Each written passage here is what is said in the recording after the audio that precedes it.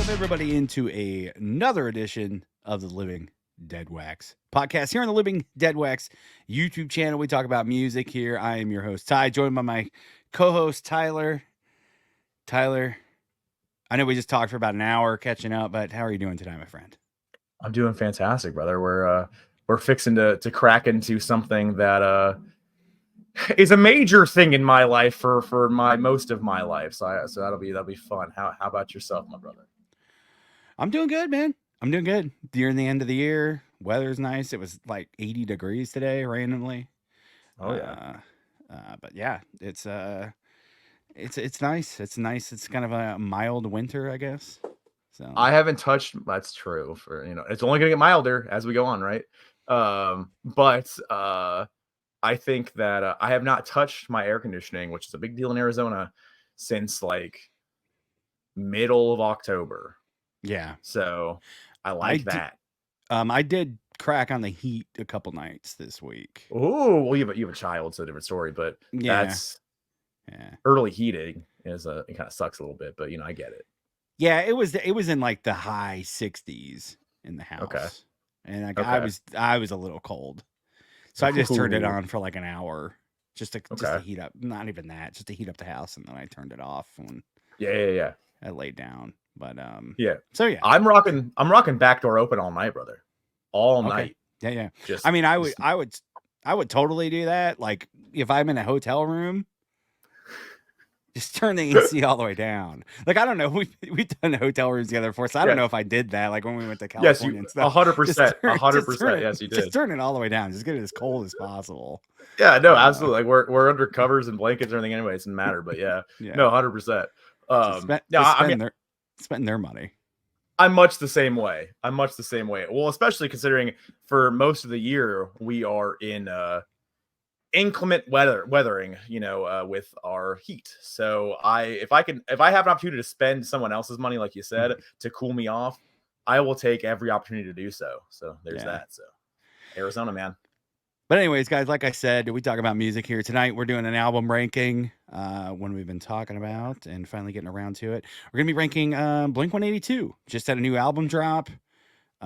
Big hype. The second reunion record, which is kind of rare to say. Not many bands have two reunion records.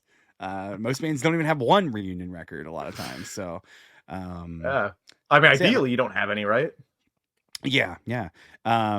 Or you just break up and never do anything ever again. So, this should be fun. It should be interesting. A lot of stuff that I haven't listened to before. I mean, there's 3 or 4 albums I've never even heard before in here. So, wow, okay. Kind of catching up on that. A lot of the 2 Skiba records I'd never listened to all the way through before. The new one really I hadn't listened to all the way before, just bits and pieces of. A couple of we're doing Plus 44 and Boxcar Racer as well. So those 2 albums I'd never listened to before. Also that is true. Hold on. So, all right, so Tyler's gonna get those pulled for us. Those. Keep talking. Yeah, so if you like this type of stuff, guys, hit the like button, subscribe, comment down below. Let us know your takes. We appreciate it. We're growing the channel. We've been doing this about a year now. I don't know exactly because we have missed a couple weeks, so we're not at like 52 weeks or whatever. But I think this is episode like 44 or 45. But we're really close. I think we're at a year or over a year because I remember it was like winter last year.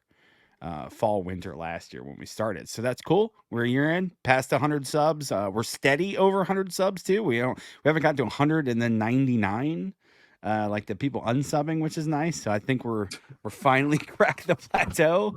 So that is a lot of fun. We haven't made people regret their sub yet, so that's good. Not yet. Still time. Gonna try to hit the goal for next year, 500 subs. Think we can get there if we keep it going all year. Think we can do it. And they say that after 500, everything else is it comes super quickly after that. Exactly. You just get that snowball rolling downhill. 10,000, 40,000, 60,000, a million comes quick at you. Yeah. Yeah, I know like 20-year-old YouTube channels that are still trying to get 1 million. It's crazy. Yeah, we know some that are very big that are still barely at 300,000 that we've had.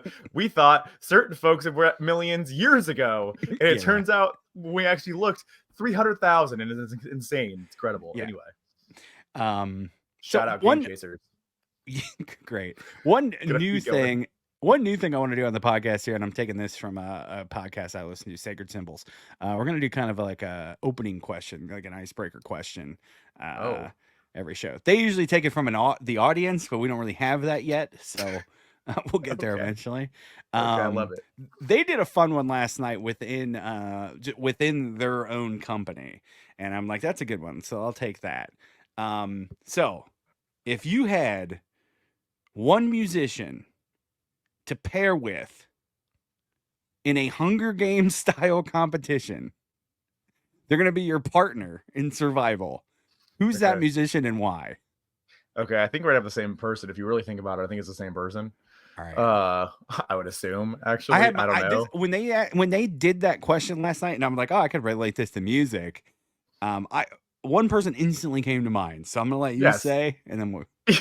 Yes, if we're thinking practical here, and we're talking about survival, okay, we're talking about survival. That's what we're doing. It's the Nuge. The Nuge is who you got. 100%. Yes.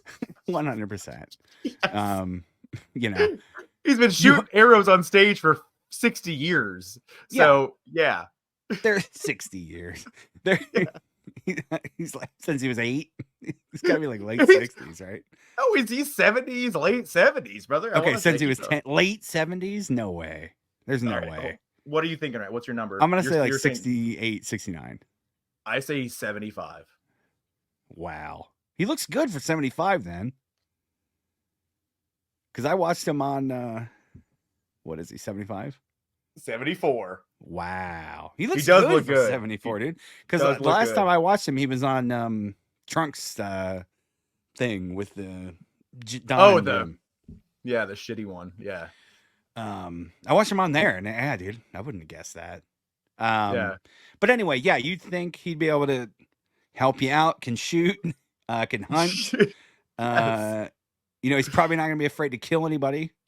So he's been waiting. He's been waiting for that to come up. Okay, if it's not Nuge, then who's another like big hunter or whatever, like a survivalist? Hetfield, maybe. I know he hunts. I don't know. He does hunt. That is true. Hetfield does hunt. We don't know his prowess though. We know Nuge's prowess because he has multiple shows, and he's also like when people have like done interviews with him about music, he makes sure to take him out in the range and show him what he's doing here, which is his gimmick, so whatever. But I don't know, man. Like beyond that, like I went really dark too. I went with Varg because he's not going to be afraid to kill anybody. Like it's not a good look. Like, you don't necessarily want to be paired with that dude, but like if you're gonna die, I don't know. Like maybe you guys can win and then you get to go your separate ways. Like you don't have to hang out with them all the time. That's true. I mean, if you're doing that like a Vince Neil, but that was vehicular manslaughter, it's not the same. No. I don't want Vince Neil out there, dude. I'd rather take 74-year-old Ted Nugent running around than Vince Neil. Than 63-year-old. Yeah. Well, if we do really do the what's it called? What's the island or Lord of the Flies. We really do some Lord of the Flies shit. Vince Neil might work out great actually. Yeah, maybe you can eat him. Piggy. Yeah, exactly. Yeah. Vince Neil's Piggy. Didn't we watch that in school, brother? Mr. Barrera's class. Yeah, we watched like the old one though. Ringtones. There's a newer one. Yeah. We watched one like the Barrera 70s or whatever. Something else. Yeah. That's not as good. The newer one's way better. Yeah, not as good. Most Dangerous Game. That's also a good movie. That's similar to this concept. That's true. Except you're literally hunting a human being. Yeah, that's why it's the most dangerous game. Yeah. All right. Is there anybody else that hunts? It's just I can't think of anybody. Like I guarantee there is. I'm sure there is. Yeah. But you don't even have to go with that either. Like I don't know. I mean, Dickinson. He's an athlete. Gets around fast. That's true. He does do fencing. Yeah, true. I don't know why we're like picking like 70-year-old man either. Like, we pick Well, somebody. young guys. I don't know Uh, who's like a really fit musician, like a really like. oh, you could go Tim Lambesis from As I Lay Dying. That dude's Okay, jacked. yeah. He also Also well, does shady shit. Shoot evil. Still around, still doing things, like just back together. His something popped up on my feed today. Austrian Death Machine. Remember that side project he had, that yeah, Arnold gimmick side project? They're doing shit again. yes. He's just like in I videos, and I guess everybody's First of fine. all, I don't know. so Tim Lamnesis or whatever, Thesis. he Lamnesis, is he the one that was over in Hungary or Austria? Who was over in Austria? And is it Lamb of God's guy? Is that Randy? Oh, that's when he was in jail for. When he That was pushed like the guy what, off stage or Czech whatever happened? Republic or something? I Check. can't. I think you're right. I don't remember. Yeah, that was Okay. Randy. That wasn't Yeah. Tim Okay. Lambesis. Yeah. Randy Yeah, hasn't it was put a hit out on his anybody, wife. let alone his wife, that I know of Yeah. anyway. That you know of. That you know of. Though I did actually. Speaking of putting a hit out on your wife, I did watch an interview with Head today. He did a guitar. Session or whatever you want to say, interview thing. And he was talking about when he was on meth, he did his wife left him for skinheads and moved skinheads shoot skinheads into his house. And he said he was all hopped on meth and he almost hired hitmen to go take care of her. Said that on stage, which I think is still conspiracy of murder. So if someone really wanted to push that issue there, they might be able to take head to task. Maybe I don't know. Maybe it's past the statute of limitations there. I don't know. Let's figures. I like Head, so yeah, I don't know. Meth head to skinhead. I don't know. Is that a lateral move or? I don't know. I mean, I'm gonna assume that because she was also a meth head, so I'm gonna assume that they were also so they were skinhead meth heads. So skin meth heads. So I think that's double bad, double jeopardy. Yeah, such an unglamorous drug. I don't know why you'd be a rock star and be a meth head, but I mean Bakersfield. So that's what you do out there. What else are you doing in Bakersfield? Very true. Very true. Just hanging out. It was a cool sidebar. It was a cool interview, and Head does really, really cool interviews and stuff like that when he talks about stuff and he breaks things down. He remembers so much, and so like it is. If you're a Korn fan and you want to listen to I mean, they're all at this point, I think, they're all mostly clean, completely sober, except for Fieldy, supposedly, maybe, I don't know, it's unclear, but everybody else I think is totally sober. So, but Head has really good interviews. So if you're a Korn head, if you're a corn cob, go seek out Head interviews. There you go. Yeah, I think we're going with Nuge. I think that's the obvious answer. Instantly came to mind. So that's who we would take in a Hunger Games style competition. Trent is fucking yoked. I don't think he's killing anybody though. Yeah, I don't know, man. Maybe. I mean, he's also 5'7" though, so you get Lars. He's gonna sneak into places. Yes, get Lars, dude. He's a small little man, my little Danish friend. Yeah. All right. So the Nuge, shout out. You're the guy we're picking in our fantasy draft here to take us into the apocalypse. So to the surprise of nobody. I also like how we both had the same guy immediately. So there you go. Yeah. It's the obvious answer. It's definitely. Or though I will say, on your tip as well, Bruce and Dexter from Offspring, both pilots. So if we were able to commandeer planes, yes, that's a pretty good thing. So if you needed to get off the mainland here, they'd be able to do that for you. So you got to think about the different skill sets. Also, Dexter, shoot scientist. Can probably do stuff. I don't know. Yeah, but I don't know. Like you're going more apocalypse. I'm talking a Hunger Games style like competition. So you're in a death competition. Like, then it's Nuge. Then yeah, I don't know how much the flight. We are just killing people. We are just straight up murdering folks. Yeah, you're either killing or dying. Like there's no two ways around it. Yeah. There's a new Hunger Games, by the way, a prequel. I don't know. I know that exists. I have not seen it, obviously, but I also have only seen the first two. I've not seen the third. Is there 4 of them or 3 of I think them? there's 4. I think they split the last book up into 2. They did that old chestnut. Mockingjay Part 1 and 2. That is exactly what happened there. True story. Yeah. Shoot. Yeah, first one's good. I like the first one. And then I heard the book's way better though. Way more graphic. Nice. Because they turned the movies into PG-13. So yeah, but the movies have Jennifer Lawrence in them though. So like, yeah, they do. Yeah, they do. I'm a J. I don't know. Does she have Joe? Does she have a name? Jennifer Lawrence have a name? J-Law. Okay, I didn't. Okay, there you go. You knew before I did. J-Law. There you go. Like her. Yeah. Okay. Alrighty, let's get into tonight's main topic, guys. Like I said, we're doing an album ranking tonight, talking about Blink 182. Was still in your top 10 favorite bands, correct? Oh, for sure. Yeah. It's Okay. hard. It's hard to knock them out. All right, I can't remember. We did that a long time ago, but yeah, I haven't knocked them out. Also, have one of your favorite records of all time too. I think that was definitely in your top 10. Was indeed. So, yeah, it would be kind of hard to knock them out. Like, so I don't listen to much Blink anymore, besides what I want to listen to. Sure. And full disclosure, I had not heard most anything before we did this for the new record. Okay. So I lasted over a year, my friend, not listening to the Edging single. Over a year. That was I lasted without hearing that. October 22nd, my brother. Holy shit. Yeah, they waited forever to release the record because they were still working on it and stuff, right? Yeah. So like, so I went over a year before I actually heard the song. And so we'll get into that. But yeah. All right. Yeah. So let's get into it. So I don't know if you want to break down any early days stuff or you just want to get right into Cheshire or Cheshire Cat, or if you want to talk about like them getting together or anything, whatever you want to do.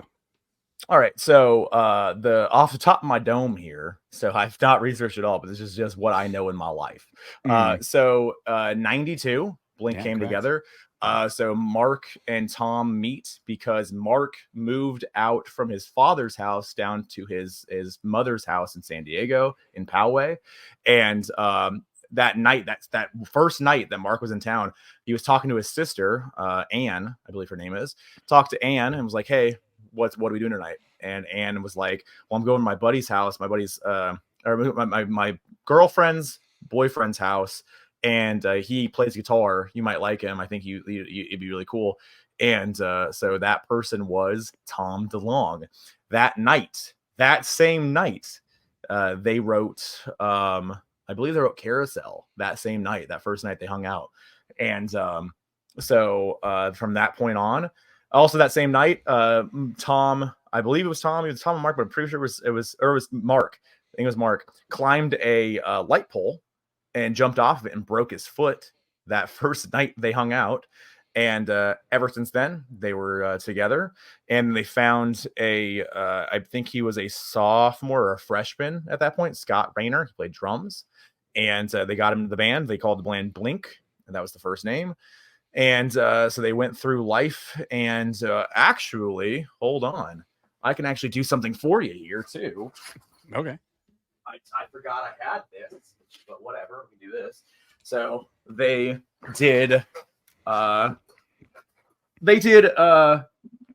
after they came together in 92, no, 93, they did Buddha, and then that was their first demo. They call it a record, but like I am apprehensive to call it that. I know they do, but like half the songs are on Cheshire. It's a glorified demo. It seems like it was done after the fact because it seems like they just wanted to call them 9-9. Correct. Because I read that in the 9 wiki when they were talking about the name, and Mark was like, "This is what I consider this," and it's like I consider Buddha a record, and I was like, "Okay, I don't know." So here's the thing. You're doing that just to call it that, but all right. So he's not wrong. So here's the thing: he, as the man of the band, it's not wrong, but also something that is cool about the records, which don't exist. I don't think this exists on One More Time. But a little Easter egg for you is that the albums have the numbers on the album covers. So if you look on, Okay. so if you look on, so Blink, so the 2 is what, so 1 and then 2, so that's the numbers. So we're kind of cheating there, but 1 and 2, there you go. And then when you go 3, the E is 3. Oh, okay. Yeah. And then when you go 4, what's 4? Oh, there's a 4 on here somewhere. I forget now. There's a 4 on here. And then there's a 5 with I forget now, but I'm just looking at these Yeah. now. See, I don't even. He didn't even. In that interview, Mark didn't even count that Mark, Tom, and Travis show. Yeah, no, I know he didn't do that because of the live record, but there's the numbers are on here. So anyway, Okay. and they were consciously doing it at a certain point. They were consciously doing it, which is what they're doing now. And then Gotcha. it went all the way through to 9, which is 9. And I think Neighborhoods has an 8 on it too. And California Neighborhood has the 7 on here somewhere. Well, that's got a bunch of stuff in there. Yeah, it does. It's a bunch of stuff. Anyway, Mhm. So whatever, it doesn't matter. So a lot of that. Anyway, so they released Buddha, but again, glorified demo. I know we didn't count it. I told Ty not to count it. So if anybody gets upset about it, blame me. I'm the diehard here. So I told him what to do. Yeah, and Buddha, then Buddha was 94. That's when that came. 94. Yeah. Okay, and then Cheshire is 95 now. Yes, correct. Yeah, a year later. Yep. Okay. And then Cheshire was on Cargo. Well, actually, it was at 94 because I know that because I have an original CD with the Blink on here. So okay, it's original Cargo 94 issue. Bought this at Zia for like $3. This is before they changed their name. Obviously, it's very rare. It's like $100 or something like that. Yeah. And so I bought it for a few dollars at Zia. Super stoked on that. It's the original before they changed the name. And then when they did change it, it turned into this, obviously. So yeah, it's what. Yeah, Wiki just says one release date, 95, February 17th, 95. But yeah, I do know about the changing of the name because there was what is it, an Irish band? Irish, and yeah. Then didn't. Yeah, but didn't it? Okay, I'm getting it mixed up. Keep going. I thought when they signed to MCA, that's when they had to change the name. No, they changed it before then. Right. So yeah, they threatened to sue them, and then they changed the 182, and there's numerous little mythos about what the 182 is, and there's not a real answer to that because there's the movie Turk 182. 182 is the number of times I think that Al Pacino says "fuck" in Scarface, supposedly, which I don't actually think is true. And then it's like the number of times Mark masturbated on tour or something or other, like a bunch of those kind of things, and that's the 182. And so so anyway, so then they put out Cheshire on Cargo, and then they went on and signed to the major label MCA, did Dude Ranch, Enema, so on and so forth. Yeah. But they were just a band in San Diego, man. Like they were just like any other band. They were any other band in San Diego, and they opened up for all of the bands. They played with all of the SoCal punk bands that you know about: Unwritten Law, Dance Hall Crashers, Bad Religion 2, all the bands. So yeah. So let's get into Cheshire proper then. So it's the first record. I'll let you kick it off, and then I'll do my stuff. So if you want to kind of talk about when you found the record, discovered it, and then your favorite songs and your ranking. For sure. All right. So with Cheshire, I didn't know it existed. So I came into Blink at Enema.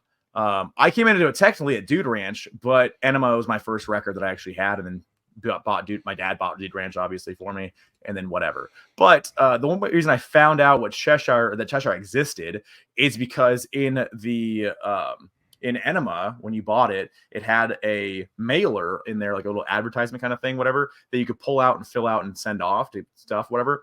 And Cheshire Cat was on there. So so you could buy that and send away for the CD or whatever, right? So that's the only reason I knew what I even knew what the album cover looked like. Cheshire was not something that I owned until I was like in my teenage years. I downloaded off of LimeWire all the songs or most of the songs, and a lot of that was just like by people telling me what to download. I definitely didn't have the whole record, and if I did, it was just like random or just like eventually put together. It wasn't like intentional. It was just like on the Blink MySpace a group, it was like people ranking their favorite songs or something or whatever, and they'd mention like Fentuzler's a really cool song, download that. Romeo and Rebecca, it's a really cool song, download that. Wasting Time is cool, download that. It was a lot of that shit, right? And so Carousel is the big song off that record, so we'll get into it. So anyway, Blink, Cheshire Cat. This is the first proper record in my opinion, whatever, doesn't matter. So for me, I enjoy Cheshire Cat. Do I go back to it very often? No, I really don't. But Cheshire does have cool songs on it. So Strings, that's a cool song that they used to play up until I think the beginning of the Enema tour. Strings is a cool song. Carousel is the big song. M&M's is the other big song off of there, right? And then Wasting Time, another really cool song. My favorite song, I guess, is M&M's. That actually, I didn't actually know that song had a video until in high school. I asked one Chris Page, if you remember who that is, Chris Page. I asked his buddy Justin to download me all of the Blink-182 videos, and he did so, and he downloaded on LimeWire, and it was a rip from like a Much Music USA, like whatever it was, and so that's the only reason I had that video at all, and I had it on my iPod, and I watched it all the time. So anyway, Cheshire, I enjoy the record. It's not my favorite by any means. When I know we're gonna go through these in Dimebag just signed Eduardo Rodriguez to a 4-year deal worth around $20 million a year. That is a lot of money. Wow. All right. Sorry about that, guys. And the Yankees have acquired Juan Soto. I saw that. Yeah, I saw that earlier. So. Yeah. All right. So sorry, the baseball fans, to break that to you. Sucks. Whatever. It's fine. So when I did my rankings there of the 12 records, or no, it's 10. It's 10 proper records we're doing here. Plus the Boxcar and plus 44. Well, yeah, it's still 10, right? Am I lying to you? No. It's 11. It's 11 or 12. Oh, you're right. Hold on. You're right. Yeah, it's 11. Okay. Wow. Okay, hold on. So I did miss that. Okay, whatever. Just got it. Anyway, so we're good now. Anyway, So don't worry about this. Don't worry about what I forgot. Don't worry about it. All right. Now. Yeah, it is. It is a disaster. I missed one of the records, but it's fine. I just factored in. I ranked it. It's cool. So anyway, so when I did this ranking, I put that at 8. And my highlights on the record, like I said, Carousel, M&M's, big songs. Besides those, Cacophony is a cool song. Strings is another cool song. Wasting Time, very cool. Yeah, so Just About Done, I think, is also a cool song. So there you go. Cheshire Cat, Blink-182, number 8 for me. Yeah, I don't even know when I discovered. Because what we were going to talk about, it's kind of hard to talk about like Blink and like mine, especially in your history too, without just starting with Enema. Like I don't even know when I realized they had earlier albums. I don't even know. Yeah. I know Josh had Dude Ranch, but I don't know if he bought. I doubt he bought that first. I highly doubt it. And I didn't know that like the order that things went in. You know? Like I didn't even realize like because Damn It is on like what American Pie or the second one. Like I didn't even realize like Travis isn't even on that song, until later in life. So so it's hard to say like when I just even knew about this album. Honestly, I never have listened to it all the way through until we decided to do this ranking. Like I knew some of the songs like Carousel and M&M's, but I haven't like dove in past that. I don't hate it or dislike it. It's not for me.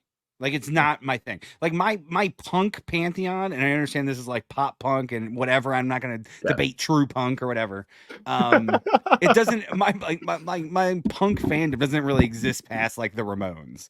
So So like it's like I don't listen to anything pre-Dookie Green Day. Like I like very Yeah, polished like that type of punk rock. Okay. sure. Um so I when you're listening to this though, it's really easy to see why they happened though, and like why they got signed and they they got pushed so hard Yeah, because especially after Dookie, like obviously labels are going to be like, all right, who's the next Green Day?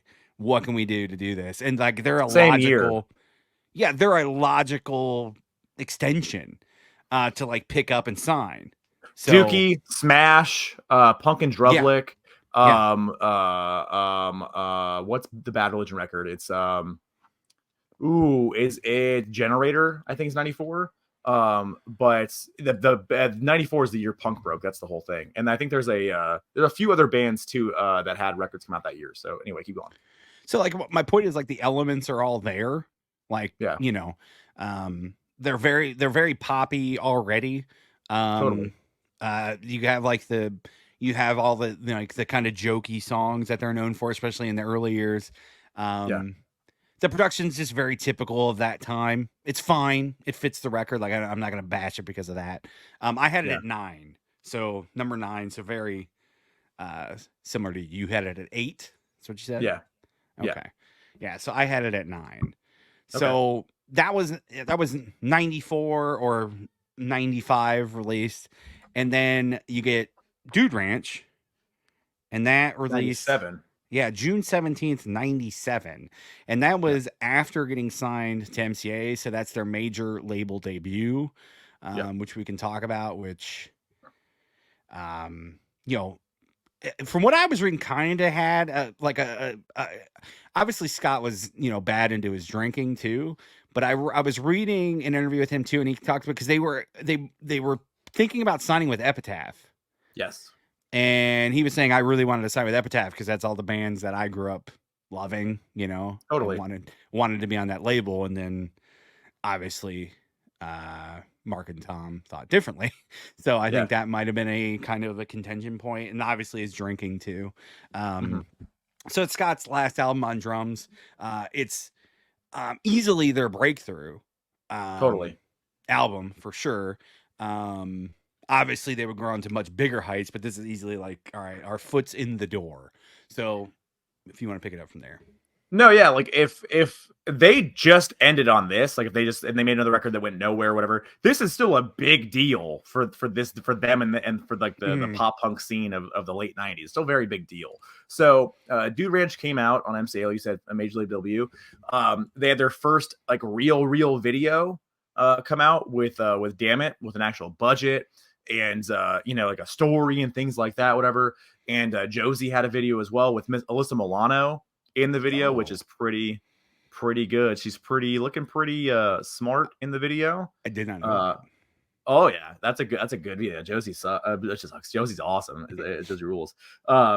So yeah, so my story about this, so my buddy Dylan, his brother, Dylan, I think was a year younger than I was, and then his brother, I think his name was Shane. I think it might be his name. And they would they grew up as skaters and stuff. Their dad was a big skater. I've told you about this guy before. And so their dad built a skate park and like a bunch of like he was a pool builder and he built their pool. But on the other side, there was no grass in this backyard whatsoever. It was half rock and pool area, and it was half skate pipe or skate bowls and stuff like that, whatever, right? Gotcha. And so it was crazy. So he built that, and then they were just like skaters, right? So anyway, so his brother I think was like 5 or 6 years older than what we were, and so he was in his teenage years when I knew him or met him or whatever. So we were like 7 years old, and his brother would lock us out of the house with him and his buddy inside the house, and they would smoke weed. And that's before I even knew what that was. I had no idea. I just knew, like, I think I heard Dylan say that a couple times, maybe, but I didn't even know what that meant. And Mhm. so at like 7, 8 years old, whatever, right? But anyway, they would watch skate videos. So that was the first time I heard Bad Religion. The first time I heard like all the punk stuff from the 90s, late 90s, early mid 90s, whatever. All that is from skate and surf videos that they would play in their house all day, just blasting the music loud as shit. And one of the songs in there was Damn It. And so that's the first time I ever heard that. And I liked it. I didn't know what it was I didn't know in the moment what it was, but I liked it. And so I had that relationship to the song. And then once Enema came out, I got that because it was one of the biggest things in the world at that point. So I got my dad to buy me that. And then I kind of went back and we went to a CD store, I found Dude Ranch and I was like, I don't even know this thing existed. And then he bought me Dude Ranch like within that year or so. So like 99, I guess, maybe I got it. And so I just listened to nothing but Enema and Dude Ranch on repeat. And it was very cool because it was the first time that I ever actually truly understood, like, oh, this is where like the band like was before. Like this is their first. I thought it was their first record at the time. Like even though I had like the Enema pullout, I definitely didn't even like respect or think about those records at all. That I saw in there besides Dude Ranch. So I just was obsessed with that. And there's a lot of jokey songs on Dude Ranch as well, obviously, and a lot of like double entendres throughout the whole record. And it's just, it's all fun. So for me, this is the first one that I know top to bottom, up and down, left, right. I know every word to it, every ting, every bang, everything. So anyway, favorite songs off this. I love Pathetic. Damn It's Cool, Voyeur, Big Deal, Enthused, Untitled. I love I'm Sorry closes the record, which turns into a joke song as well. Degenerate's a great song, and then Apple Shampoo, that's the most like that's the big non-single off the record that a lot of people wish they would start playing again, which I think they haven't played probably since like Take Off the Pants Jacket tour, maybe. And it probably wasn't even that played that much at that point. They kind of dropped everything besides just Damn It, for the most part. A New Hope is on this record too, which is obviously a Star Wars, song. Super cool. And they started exploring their songwriting abilities. Everything got better. Their sound got even better than what it was obviously on Cheshire, because they had a little more change in the pocket.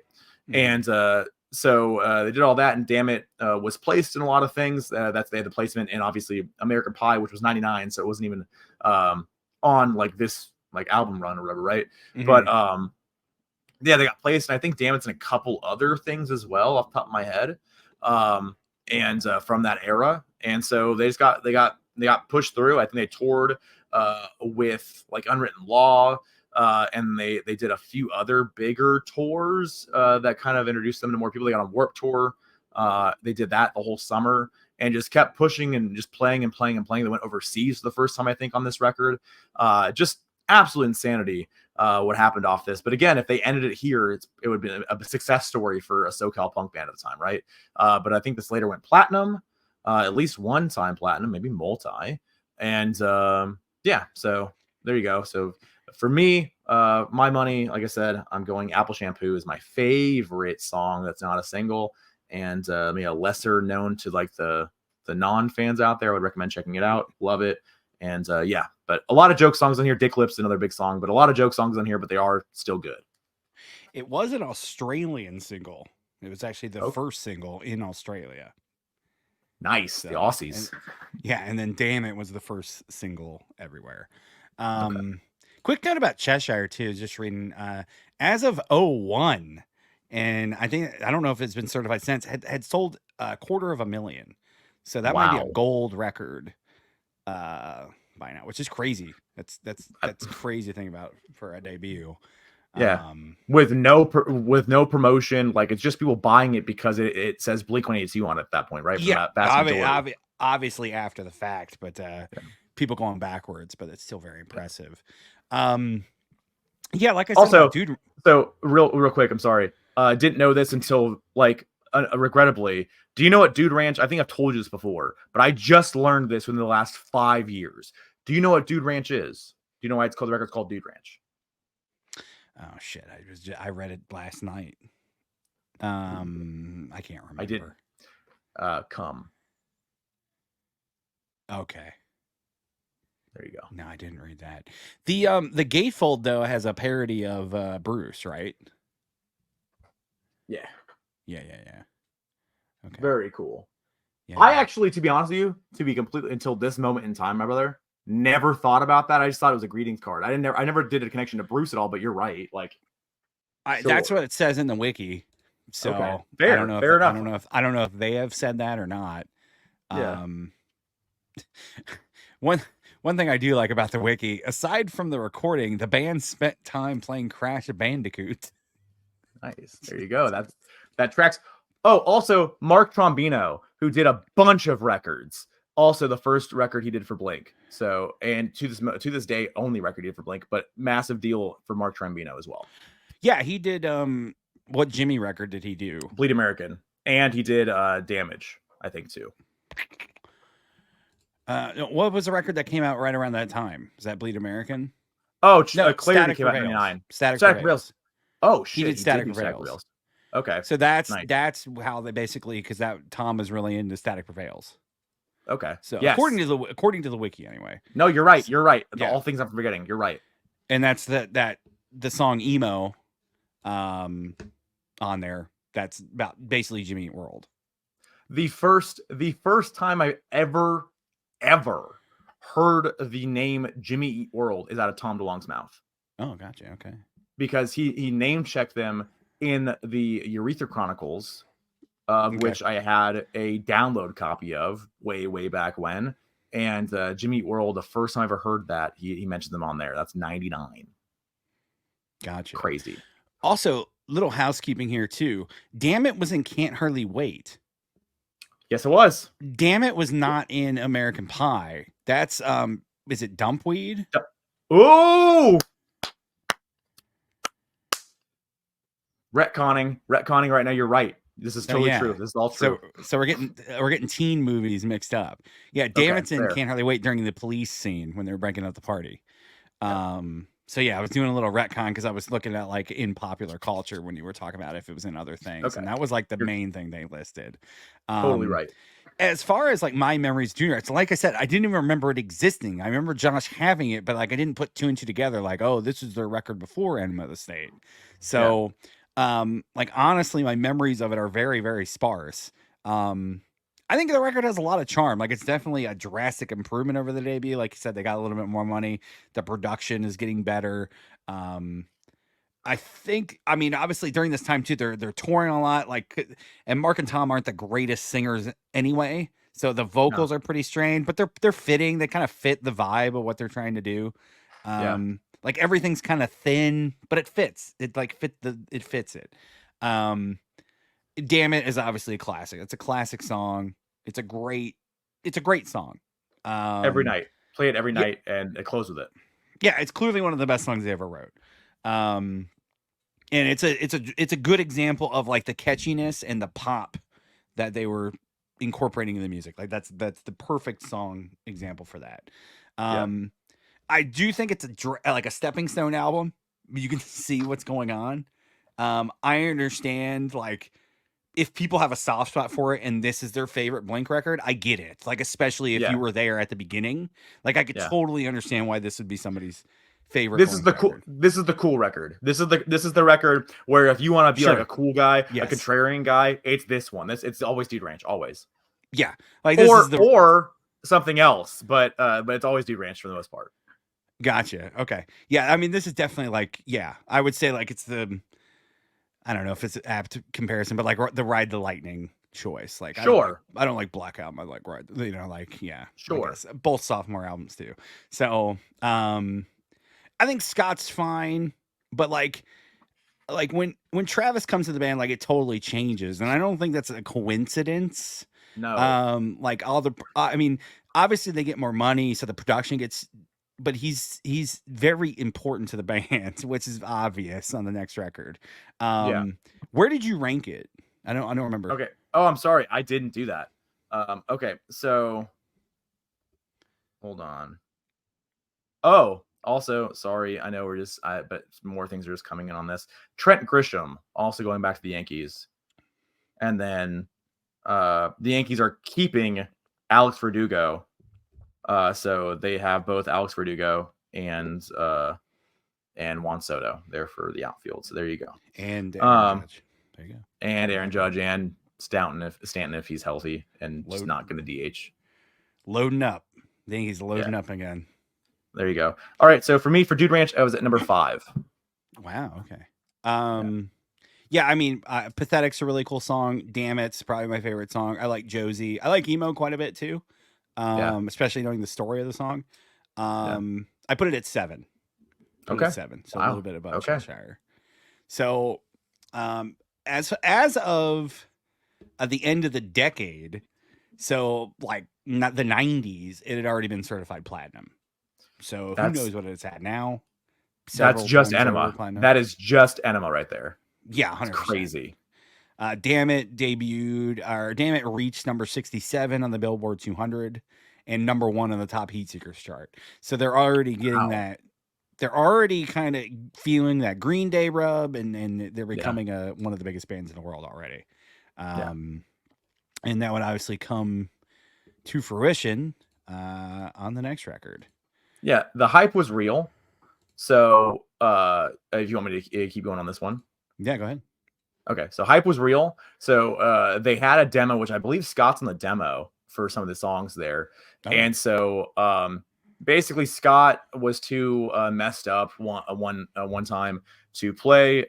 They had gone to him and told him, like, hey man, like you're getting a little out of hand, like you're not just having fun anymore, like you're drinking. And so we gotta cut that out. And so they told him he has to go to the story, supposedly on Scott's side of things, is they came to him and told him he had to go to rehab, and he said, I'll go. Yeah, like, I'll go. Don't worry about it. Like, I'm going to go. Like, I want to get clean, whatever. And then Mark and Tom are like, okay, you got to go. And then we'll work it all out, whatever. Right. And then in very short order, I don't know if it was like the next day or whatever, but very quickly afterwards, that story changed. And they had already acquired or inquired with Travis Barker, who was on tour with the Aquabats at the time, as Baron Von Tito, I believe his name was, in the Aquabats. So they had met Travis, and he had filled in for Scott on one of their dates that Scott was too messed up up on, or whatever, right?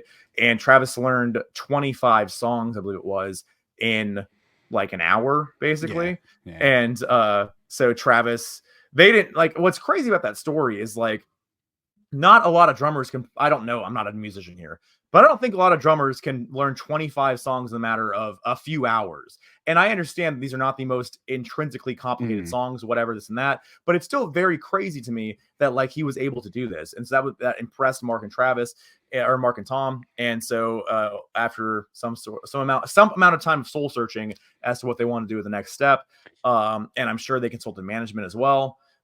They went and they fired Scott, and they asked Travis if he wanted to join the band, and Travis was all about it.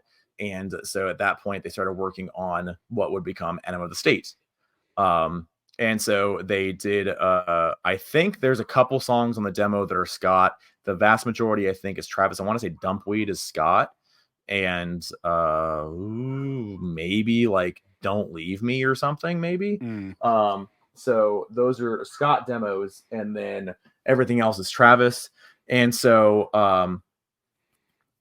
there you go. So in 99, they put out Enema of the State, obviously the iconic album cover. I didn't want to get up again, but I actually just acquired. So for fun facts for fans out there, there are multiple versions of this that have been edited over the years. There is, at the original version of this, has a red cross on her hat.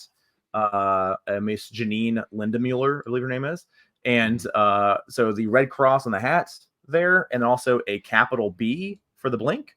And then they revised it to make it a lowercase b with the red cross, and the red cross reached out and said, hey, don't do that. And then they had to release a final revised version of the lowercase b and the red cross gone. It's lowercase b and there's no red cross. So there you go. So anybody that's out there collecting things, there are those versions. And if there's other versions as well, there might be, but those are ones that are off the top of my head that I know about. So they release Enema of the State. I believe What's My Age Again is the lead single on that, or is it All the Small Things? What's My Age Again? Love it. Okay, so this love it. So this is my first real introduction to the band at this point. They have the videos obviously on MTV, on TRL, and they had making the videos and stuff like that on there. And I can't tell you the first time I saw it, but I just knew the first time I saw it, I was all about it. It was so cool. They were probably my first, they're my first band. like before then, like it was the time of the boy bands. So my sister was a massive boy band fan, obviously, and NSYNC, Backstreet Boys, 98 Degrees, all the stuff, right? So that was her bands, and Britney Spears, Christina Aguilera, all the things. So I just kind of followed along with her, being 8 years old at the time. I just followed along with her and just kind of listened to that. And like, I did have Americana, so that's true. I did have Americana, but like, that still hadn't really made the dent that later Enema would make.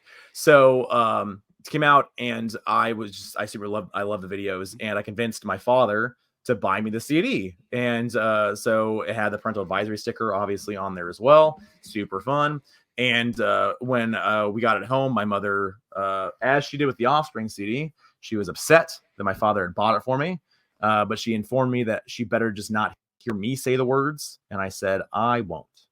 And so I just put it on repeat forever and fell in love. Like, Enema is one of my favorite records. Again, top to bottom, up and down, left, right, center, know everything. Probably the first record that I honestly studied the lyrics for. I pulled out the booklet and just like read and read and read. The pull-out booklet, so it's them being obviously examined and gonna get probed or what have you. Obviously, is the inclinate or the whatever it's alluded the to. impression, yeah. The impression. There you go. And then this is the booklet here on the CD is just this, but it's top and bottom. It's just very long. Of this presentation, and so very interesting for an 8-year-old boy to get as a gift from their father. But I just thought it was so cool. Listen to it on repeat just forever, for years and years and years, and still love this record, to death. So for me, kicks off with Dumpweed. That's such a cool song to kick off with. It immediately busts into the song too, in the guitar riff. So cool. Don't Leave Me. Aliens Exist, cult favorite. Obviously, Aliens is a massive song. Going Away to College, I definitely left that on many MySpace bulletins and AIM away messages and everything else. Sent that to many girls back in school and what have you. What's My Age Again? That was the massive big single.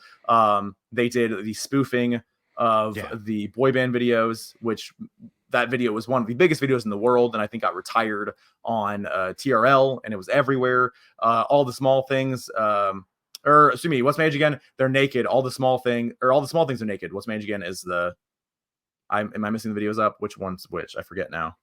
They're both huge videos, but All the Small Things is the parody. There you go. All Small Things parody, and then What's My Age Again is the naked video. They're running naked through the streets of LA, and what is weird though is like their hype was real because they actually got on KTLA. They got on Jim Rome's show on that as well. Like, they got on real programs that were major deals at the time. This band from SoCal, right? Dysentery Gary, also a lot of girls maybe post that on my MySpace. Adam's Song, another huge single. That was the serious song, the first serious song of their career. Gary is in American Pie. Dysentery Gary is? Okay. Yeah. Let me double check. Okay. Keep going. Okay. We're doing this. Party song is fun. So what's the party song? So Party Song and Wendy Clear. I'm learning this right now. Those are mixed by Tom Lord Alge. And so another thing that is a big deal for this record that cannot be what? It's Mutt. I'm fucking Mutt. All right. Jesus, that's 4 songs now. It's Mutt. There you go. Okay. All right, it's Mutt. Okay. Yeah. So another big deal for this record for Enema that cannot be undersold or oversold enough here, or whatever you want to say, whatever the phrasing is, right? Yeah. Is their first record with Jerry Finn as producer. So Jerry Finn was their producer for the rest of the records they made during his lifetime. Unfortunately, he did pass away. So he was the 4th member. They'll tell you that he did everything for them in terms of like this. He was the sounding board. Obviously, he told them what he thought. He was a musician. He had other bands in SoCal, and he produced. He worked on Dookie. He worked on Yeah, he worked on a lot of records that meant a lot of stuff to a lot of people, obviously. And so when he came on here, he just helped them refine and kind of find their own sound in that universe. And they were very comfortable with him, and he kind of called the shots there for them because they weren't like Travis is the only musician. Travis at this point is still 27 years old, maybe 25, maybe he was at this point. So like he's still a kid, and Jerry I think was only a couple years older than what they were, but he was the adult in the room. Like he was the one that really helped them like I said, refine and figure out what they were going for. Wendy Clear, another big song, and Anthem Part 1, another big song as well. So anyway, so I say all that to say this. My favorite songs on this record. I love Going Away to College so much. It's one of my favorite songs they ever did. I also love Adam's song. Obviously, like I said, that's the first serious song they ever made. And it's bookended by 2 joke songs for the most part, right? Dysentery Gary and All the Small Things. So that was their first exposure to a more serious sound. Dysentery Gary, I love that song too. Aliens Exist, which was not the genesis of, but the mainstream genesis of Tom's fascination with aliens, which later in life we found out, a little more because of one Tom Matthew DeLong, no big deal. And Wendy Clear, very cool song. So I love Enema so much. When I did my rankings of everything put together here, I ranked Enema at number 3. Wow. So, number 3. There you go. Okay. Yeah, I was just looking at more Jerry Finn's credits. He also mixed a Boy Named Goo. Yep. Obviously a massive record for the Goo Goo Dolls in a very similar arc as Blink. Yeah. He helped them get their poppier, 100% sound. Yeah. Yeah, tons of stuff. Sing the Sorrow. Yep. Stuff on that. Did a bunch of stuff for Offspring. Different songs and stuff. Yeah, just a ton of shit. Enema. This is a foundational record for millions of people. Totally. The album cover's iconic. That's just iconic. Like, yes, this CD was in every, like, even as we were children, we were legitimate children here, and this CD was in every bedroom. I was gonna ask you real quick too, when you were talking about the alternate covers. Is there an alternate vinyl cover? Did they do a vinyl in '99? No. Okay, not then. Right. No. Yeah. Right. Okay. Anyway, but yeah, you're 100% right. That even if you don't know who they are, you know that record, you know the album cover, you know the videos. Like that's how big it was and is. Yeah. Like it's like Black Album big. Like like that's how big it is. Like it's a foundational record for a lot of people, and me included. Enema is a record I've probably have heard more times than records of bands that I love. Love. I've heard that record probably hundreds of more times than like some Maiden records or Rush records. And that's not a slight against those bands. That's just because that those songs and that record was always on. And like that summer, because it came out June 1st, 99. So you're rolling into summer. Like that summer was Backyard Wrestling. And my brothers and their friends, that record's always on. Because obviously, my brothers were into Offspring and Green Day and stuff like that. So this is like the natural progression. And then obviously this became one of the biggest things in the world at the time. I never tire of it, man. I know every song, the track listing. I know what's coming next. I can still recite every lyric. Too, it's a movement of music. Like you didn't skip it. It's a movement of music. It just goes. I was going to talk about that too. It's 35 minutes long, and I was thinking about this this morning. It's a lot like Rain and Blood. It's 35 minutes. Rain and Blood is just a movement of music. It transitions from one song to the other, and it's just it's done, and you're like, holy shit, what just happened? That's Enema. I'm not saying it's as heavy or whatever. I would say it's as influential. The theory behind it is the same. Yeah, but 100%, because you just the way it flows from song to song, there's almost no breaks. There's no wasted moments. exactly, 100%. I think it's No really a fat. No no, fat. there isn't. No, 100%. I think it's a perfect record. I think it's the perfect combination of pop punk. I don't know every obviously album in the genre, but for me I think this is the best one. I think it beats Dookie. For sure. Like I enjoy it way more than Dookie. I would say Wait. maybe my brothers would choose Dookie cuz they're a little older than me, but the production on it like you were talking about, it's a giant leap. Like it's light years. Um Light years. Absolutely. better 100%. than Dude Ranch, or Cheshire Cat. And obviously, I think Travis coming in, it's super important. Like that drum intro, the little drum intro to Aliens Exist, like that little drum intro, like he does so many little things that are very interesting, and they take what's a very simple form of music and make it more interesting to the listener, which I Absolutely. really appreciate it. And it's not like over the top, uh, where it doesn't fit, but it adds a little more something to like the music fan who wants to dig deeper and catch little things in there Yeah. rather than just being like super poppy. There's deeper stuff going on because of his playing. You Um, immediately can tell the musicianship has shifted so drastically yeah. because he has a much, even at 25 years old or whatever he is at the time, even at that such a young age, he had such an understanding of like theory, I guess you could say, or like just like what he wanted to do. He had such a better understanding than what Scott did, and like there's no diss on Scott. Like Scott is just a pop punk drummer or whatever, right? But Travis, as we've come to find out here over the last 30 years, Travis does everything and can do everything and will do everything and has no issue with anything, any genre of music. He will just acclimate and just excel. And I think that this, like, and especially when you listen to a lot of the drums, just the backing, just the fills, everything is just Mhm. so different at this point. Yeah, I don't, and honestly, like, I don't think they're as big without him.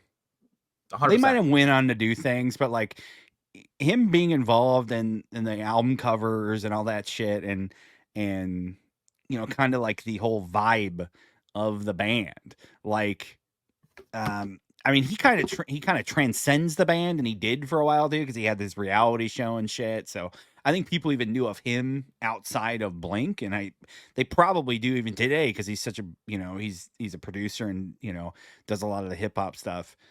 Um, he's really important, man, and I honestly think he's underrated. Um, because like people in like my world, like nobody's ever going to give him any credit for anything. Like anybody in the metal or prog world, you know, they never. I think the dude's completely underrated as far as like that goes, in like that sphere. Um, yeah, Enema. I think it's the perfect length for this type of music. Like that 35 minutes, like that's the 35 to 40 minutes. That's the sweet spot. Yeah, hold on. And Just everything that he does here, it's just like, there's so much happening for this. Like there's just so much, it's just so quick yeah, and it's just so many sounds. It's crazy. yeah. It was hard to I mean, it wasn't hard to rank this. It was my number one, easily my number one. Wow. Okay, Um, I get it. I just have so much nostalgia for it. There's nothing that's gonna top it. And there's also a reason like my nephews can sing the songs. Oh yeah, You know what I'm saying? Um, like it's it's that record. It's still that record. To my brothers as well. And I yeah, I couldn't put anything above it. I definitely couldn't put anything above it. Like I said, I think it's the perfect record for this type of music. Also, you're getting into like the more serious topics too. Obviously, Adam's song, and then even like Aliens Exist. It's a funny kind of weirdo song, but it's got more serious vibes. So yeah. I honestly think this is the perfect combination that they ever did, and we'll get there. But I think this Mhm. is the sweet spot of them I'm being with it. goofy and serious. So, um, I'm I'm with it. I don't think there's it's not too much goof at this point. Like it's still there's still a fair amount of goof, but I feel like there's enough seriousness. There's enough like just honest, just fun songs, but they're not overly goofy in my mind at this point. Yeah, I agree. I agree. Yeah. Um, So yeah, go let's on. go on to the follow up. So I was reading another Okay. little bit in here that I didn't read. So while watching the movie Can't Hardly Wait, that's fine. Hoppus began to think about how much it sucks when people are in love in high school and are forced to be separated after graduation by different colleges in different cities. So, Thus, yeah, going away to college. Interesting. boom. Cool. There. That's Can't hardly awesome. wait. It's a great flick. Then we get the Perfect. follow up. 2001. Take off your pants and jacket. Yes. So 2001 comes around. I am a fan of this. Is like this. I'm here. Like Enema, like that caught me at that point. Like, and I didn't anticipate the record coming out. I bought it because it was on MTV at that point, right? So like I got exposed to it from TRL. But at this point, I'm a fan. Like I knew this record was coming out. I watched all the stuff. I listened. I watched TRL every day. They had things on there about Blink-182, new record coming out here in 2 months, whatever, this and that. They had Mark on there doing interviews and stuff like that and doing call-ins and like everything. Like there was anticipation here. So 2001 rolls around and they release Take Off Your Pants and Jacket. Take off, pants, jacket. I did not know the double entendre there until a little bit later in life. I did not know that at the time, but found out later. This is another CD that has multiple versions because they did a bunch of bonus tracks for this record. So there is a CD version with the plane on it, with the shirt, and with the pants, obviously, right? So for Mark, Tom, and Travis. So anyway, when they did this record, it was a even more like it's a heavier record than what Anima was. So first single off this record is Rock Show. That video is crazy. It's they gave them I think $50,000, maybe more than that, to make the music video. And then they made a music video on that, giving the money away to people, which I guess was a shoot. And they ran around LA with money in their van, and they just took video cameras and they just shot them giving people money all day, and they made a music video out of it. And so when I saw that, I think I watched the making of the music video as well later on. But I was blown away. I loved it, man. And I got this day of. There was no like I knew it was coming out. I had my mom buy it, and I bought the general one though. I didn't buy it. There's a general copy of it that just had like the whatever on it. I didn't have the one of the other ones. I bought all those later. I actually have two. I don't think I have one of them. I forget which one I don't have though, but I have two of the different copies. So anyway, so for Take Off Pants and Jacket kicks off with Anthem Part 2, which obviously Anthem Part 1 was on Enema. It goes into Online Songs, which is a very fun song with obviously referencing a little bit of the early internet days here. And then First Date was another big video for them. So it was a goofy video. So they were a big video band. Like we talked about back in the, we've talked about many times in the 80s, a lot of the hair metal bands and what have you. And just the pop bands back then, like videos were a huge deal. And even here, they were still a huge deal. And they just very charming, very funny, story and what have you. And First Date, they still have references to First Date videos in their current media. So very impactful.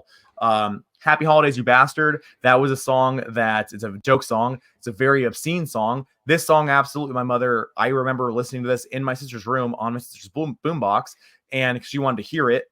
And I remember my mom walked in on this song, and she damn near keeled over because this is the most obscene song that she had heard at the time from the band. That's funny. So again, she said, "Do not ever let me hear you say these words." And I said, "I won't say them." And Story of a Lonely Guy is another great song. Rock Show, like I said, that was the lead single. The major song that would color them for the next era later on. We didn't know this at the time, obviously, but the next era was Stay Together for the Kids. So that song was another huge single for them. It was a good video. That video got shot just prior to 9/11, and it showed a burned out house because it's about a broken family, you know, so there's a metaphor there. And a house that was in flames or had just burned down, I guess. There was a lot of smoke and brimstone or what have you around it, right? And so they shot that just like 2 weeks prior to 9/11, maybe less than that.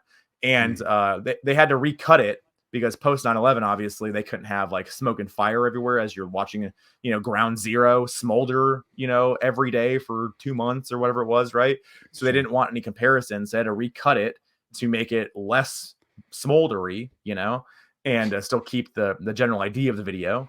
And so it was the first serious song about a broken family and about, you know, the dissolution of, I think, Tom's. That's a Tom song, I want to say. And so it's just, you know, it's a first like real serious song. Adam's song, yes, but like this was going even deeper than that. And it was personal experience, Adam, you know, kind of stuff. Roller Coaster, very fun song. Reckless Abandon. These are all just very fun songs, but they're just heavier. There's heavier. The guitar tone's different. The drums are heavier. There's more bass drums in here than there was before. And just, you know, whatever. Every Time I Look for You, another cool song. Give Me One Good Raise and Shut Up. Please Take Me Home. All these songs, like, again, I know top to bottom, left to right, center, know everything. So my favorite songs on here, Story of a Lonely Guy, love that song. Reckless Abandon's very fun. Roller Coaster's very fun. I still love State of the Kids, still one of my favorite songs. And Shut Up is a really fun song to sing because it has the F word in there multiple times. So it's very fun to sing that song. Yeah, so, and then like I said, they had multiple versions of this. There was money being pumped into them, even more money, where they had multiple versions of the songs with multiple bonus tracks. I think there was so there's the Christmas song. There was what's the other ones? The Christmas song. Yeah, there's Fuck a Dog. There's Red, the takeoff version with 2 hidden tracks. There's Yellow, the pants version with 2 different hidden tracks. Yep. And so what are they? Green. Red has Time to Break Up and Mother's Day. Yep. Yellow has What Went Wrong and Fuck a Dog. And then Green has Don't Tell Me It's Over. And then When You Fucked Grandpa. Yes. What Went Wrong is a very cool song. Okay. That's one of my favorite B-sides from them. I wish they would do a B-sides collection because you can find these out there, obviously, whatever, but it'd be kind of cool to have a full B-sides. So they have a lot of bonus songs they did over the years. So again, Jerry Finn was there. He was like help craft this and really, you know, took them to the next level again and turned their sound into a heavier, even more serious sound. And you know, I appreciate this record a ton. When I was doing my rankings, it was kind of, you know, hard to kind of put this anywhere. So for me, I put this at number 4. All right. Yeah, I mean, Enema has gone on to sell 15 million plus copies. So Crazy. Obviously the label's going to want them. You got to follow that up really quickly. You strike while the iron's hot. And you only got a 2-year layoff with a lot of tours, obviously a lot of touring in between that. So, this record is interesting for me because it's definitely like it's definitely another transition record. You kind of see the writing on the wall, especially hindsight in 2020. I will say, I don't mean to cut you off there, but I will say, and we've talked this before, I think that Blink-182, especially if we're just the first run, let's call it, you see they are the most clear transition band that exists. Like every you can see the reason why every record happened and the sound of it. You can root it. And like not every band's like that, but they are very clear in what their next, in hindsight, obviously, very clear in what the next sound's going to be, which is it's really cool to see. So keep on. I'm sorry. Yeah, a little side bit too. You were talking about the album cover or the album title too, and it was Tom's guitar tech who came up with the album title, and then did not know that. He ended up suing them because they said they said we'll give you money for it, thanks for the title or whatever.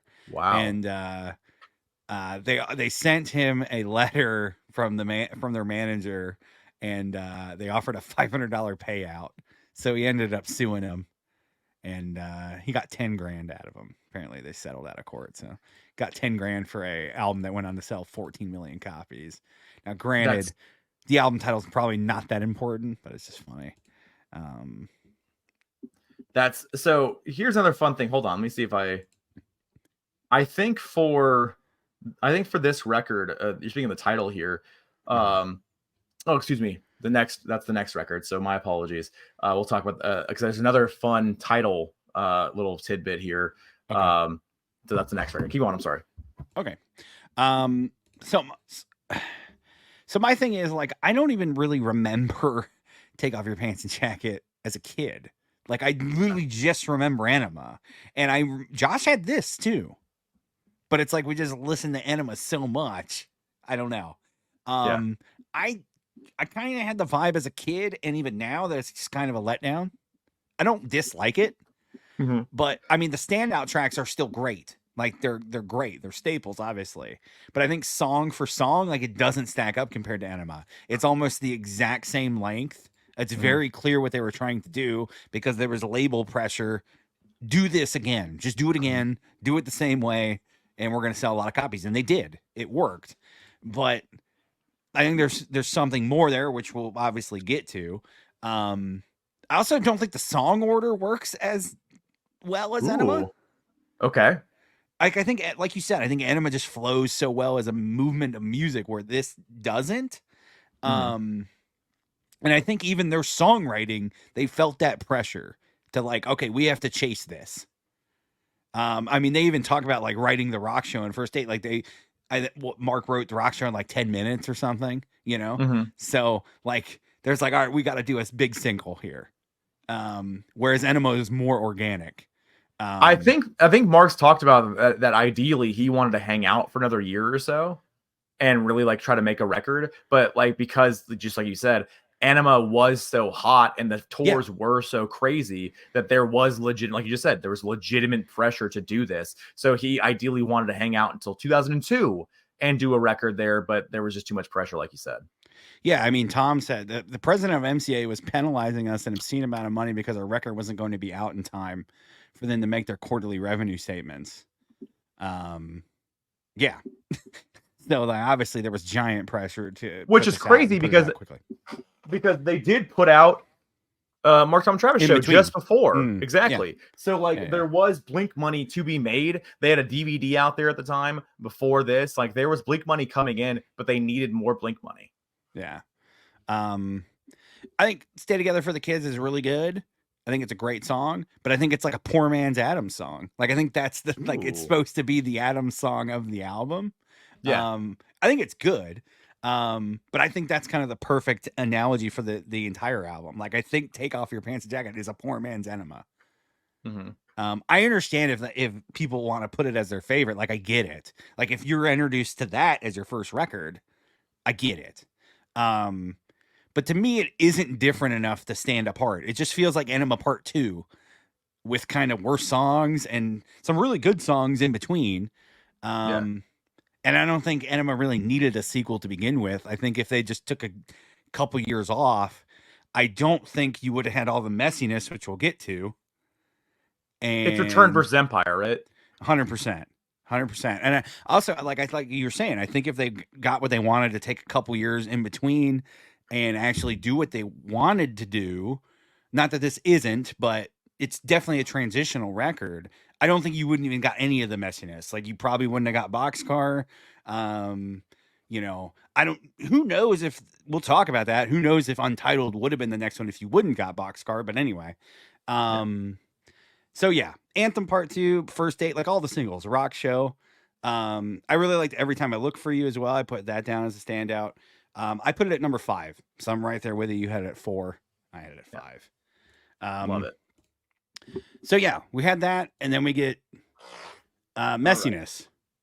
Right. So yes, you can say that. So messiness, I will go with that. So with said messiness, so in that time we talked about like Tom, I thought it was Mark said it, so Tom said it. So Tom wanted to go, and he would have preferred to hang out a little longer and just to write the record, right?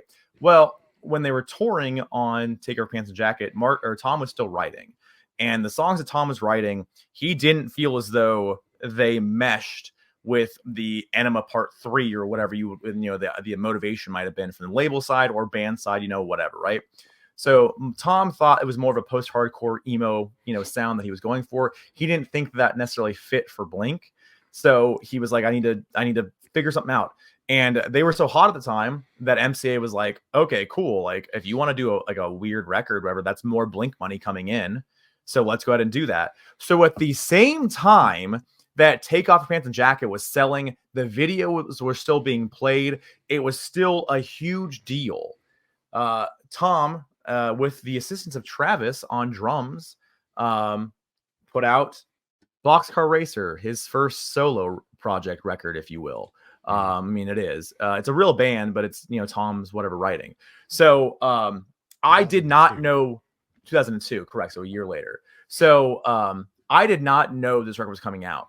The only reason I found out is because when the I Feel So video premiered on TRL, I looked at it. I was like, that's Tom from that's Tom. Like, Blink-182 is my favorite. Like my obsession. They were my first favorite obsession band. Like I knew every member, I knew all the songs, I knew to what I knew, right? I didn't know Cheshire or whatever at that point, but like the big records, I knew every song, I knew every lyric, everything, right? I was obsessed with this. And I was the Blink-182 kid, like I was. So seeing this come out, I didn't know what to make of I Feel So. Because I Feel So is a heavy song. It's a very like emotional, it's an emo song or whatever, right? And it was written much in the same way that you might have written State of It for the Kids. That seriousness is throughout the record. There is only one joke song on the record, which is my first punk rock song. Every other song on the record is very serious and has true emotions behind it and true life things behind it. And Tom took his time and really wrote that over that course of that 2 years or so that they were working on Take Off Pants Jacket and then obviously the tour. So Travis is on drums here on the record. David Kennedy is on guitar. Tom's on guitar. And then I forget Anthony something or other is on bass. So that factors in. That's the messiness we're talking about here starts with the band here because Mark, there's guest stars on here. Tim Armstrong from Rancid is on here. I think there somebody else on here too. I forget. But also Mark makes an appearance on Elevator. Jordan from Newfound Glory is on the same. There you go. Cat Like Thief. Cat Like Thief. There you go. Yeah. So Mark is on the song Elevator. And so the messiness starts here. And it starts the band starts to kind of, for all intents and purposes, fall apart a bit. Because Mark with this record, it was very successful. So they did a couple videos, and Mark going into this, Mark was told by Tom directly, "This is not another band. It's a record I'm doing." They offered it to me, and I said, "Yeah, it's not Blink. It's not gonna sound like Blink. So like, don't worry about that. We're not going to tour it. We're not going to make a bunch of videos for it. We're not going to do a bunch of promotion. Don't even worry about it." Then they made a bunch of videos for it. And then they went on Letterman, and then they toured it. Yeah. So it was a short tour, but they did tour it. Well, also Travis coming in too. Like he even said, "I got Travis because we didn't want to have a session drummer." And like that's the most if I already know the best ever. Totally, but his explanation is real. But why did you not have any foresight? So his explanation was, I already have the best drummer in the world in my band. Why wouldn't I choose him to be in my side project thing, right? Which makes sense, except for the thing, you're a 3-piece band. You're alienating one guy, your best friend, and then you throw him a bone by putting him on one song, and it's garbage. Like, I love that song, but it's a garbage idea for you to really go into it. And you had if you were truly that naive, you're one of the dumbest men in the world. Because it didn't help matters that it was so successful. I think this is also platinum. I think that it was there's 3 videos for it. There's I Feel So. There is was another single. Yeah. There's 2 singles. I Feel So and There Is. And there was a Letters of God video too that they did a Okay. contest for, and someone submitted a contest video song, and that was a video. It was kind of bullshit. It's kind of sucks, but like it's early internet videos, right? Yeah. So like whatever. So anyway, so like yeah, Jerry Finn again produced this record. So another Jerry production. So again, the only person that's not factored in the Blink universe is Mark full time. Yeah. So it's completely garbage. So this started the uneasy feeling within Mark Hoppus about the band. So I love this record. I am a massive proponent for this record in the Blink universe. There's a reason why we did this, because I feel as though if we did not include this record, especially in this ranking, I do feel we're doing a disservice. I know we're doing a Blink-182 ranking, but this record factors into the Blink history so much that I couldn't leave it out. So for me, I feel so. I love that song. I love There Is. I put that on a million MySpace bulletins back in the day. I've watched the video on Letterman a million times. I love Letters of God. I love Sorrow. Elevator's a very, very cool song with Mark on there. Watch the World, All Systems Go, Tiny Voices, like Cat Like Thief, all the songs. So I would recommend, the record to anybody if you're a Blink fan, and for some reason you have not checked this out yet. You're doing yourself a massive disservice here. I would recommend it to anybody. When I was doing my rankings, it was very easy for me to do this part because I've gone on record saying this many, many, many times. This is number 2 in the Blink universe for me. Boxcar Racer, self-titled. Gotcha. Yeah, I mean, this is the first time I've ever listened to this album, and it's funny because I know I Feel So, and I think I know that song even before I started hanging out with you. Yeah. Like I just feel, there's something in there that tells me that I knew it beforehand. It's definitely like, knowing this, and then we'll get into the next record.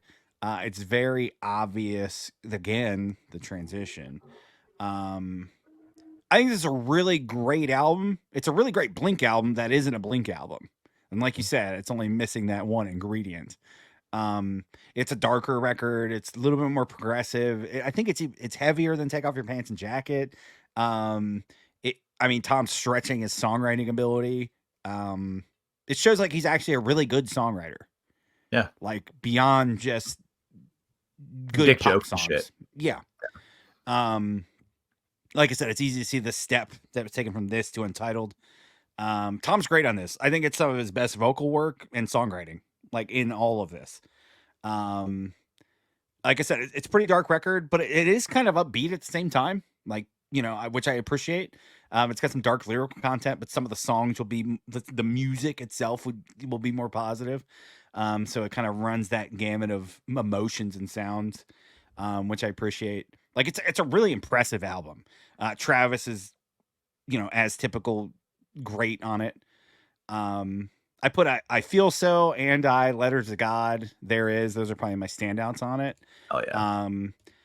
It had like you said, it was massively successful, and it had sold in 4 months. It had already sold 250,000 copies. So wow. And there was very little even promotion initially for it and behind it. From reading about it, and honestly, even the like MCA jumped on board after the fact, and then it was like once MCA took it, it was like, okay, yeah, cool. So put a DVD for it too. Like they did stuff, man. It was crazy. Yeah, so it kind of sounded like it hit so big, and then it's like, okay, we got something here.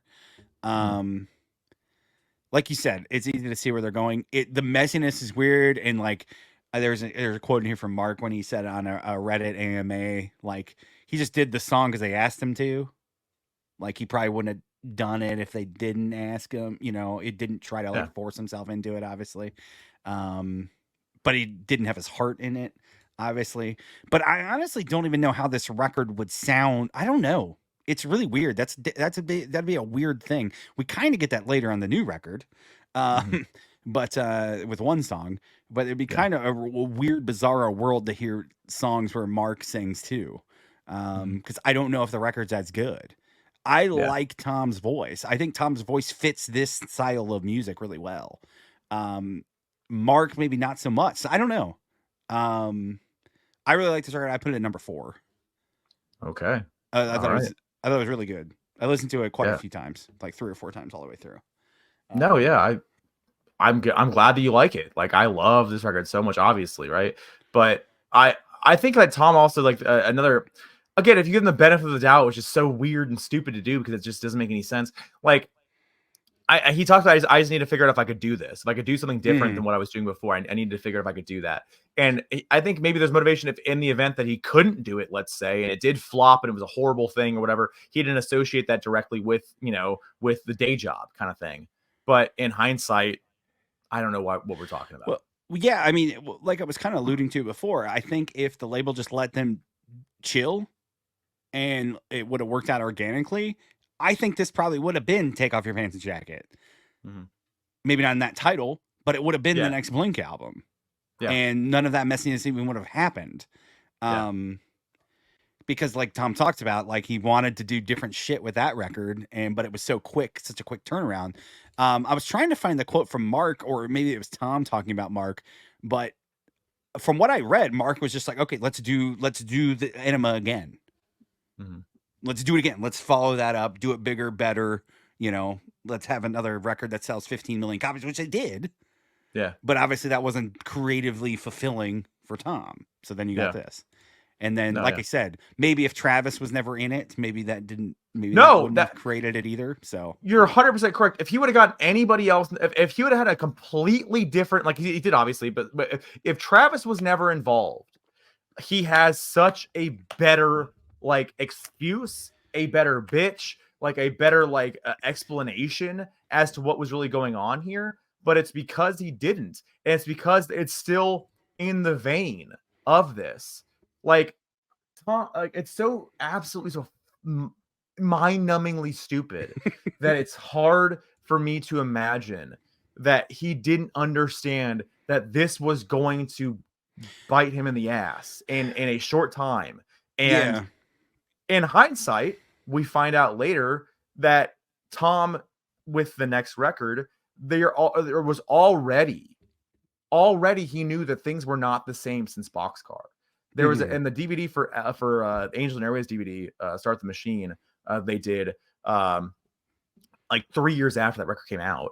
But for that DVD, they have interviews in there. It's a documentary, whatever, right, of making that first Angels and Airways record. And he talks about it, and he says that things weren't the same after Boxcar with Mark anyway. And because at that point, like, that's what started the genesis of like, we're not in this necessarily as a team like anymore. Like you might just, try to go and do something for yourself, which later on happened. But anyway, so Boxcar. I mean, we'll move on here, but in Tom's defense, like, and then if you bring Mark in, like, it's like, okay, well, let's just call this the next Blink record. Then that's what the label's going to expect too. And it's obviously he didn't want to do it. So like we said, like if you never even bothered to bring in Travis, none of this probably would ever happen, because then none of it would even be brought up. So never. But we got another quick follow up. So that came out 2002, and then by the November 2003, just past the anniversary by a couple weeks, November 18th, 2003, we get Untitled. So the Untitled record. Take it away. All right. So this record, again, highly anticipated by myself. My favorite band, my obsession. So for this record, they rented out, they started working on it, and they decided they wanted to rent out a house in California, in San Diego. And it was a family's house. And instead of working in a studio, they decided to work in the house because they thought that would be, because I think they used the excuse that like, another big band wrote the record in the house, and they thought that was a cool, like, Chili Peppers did that a lot.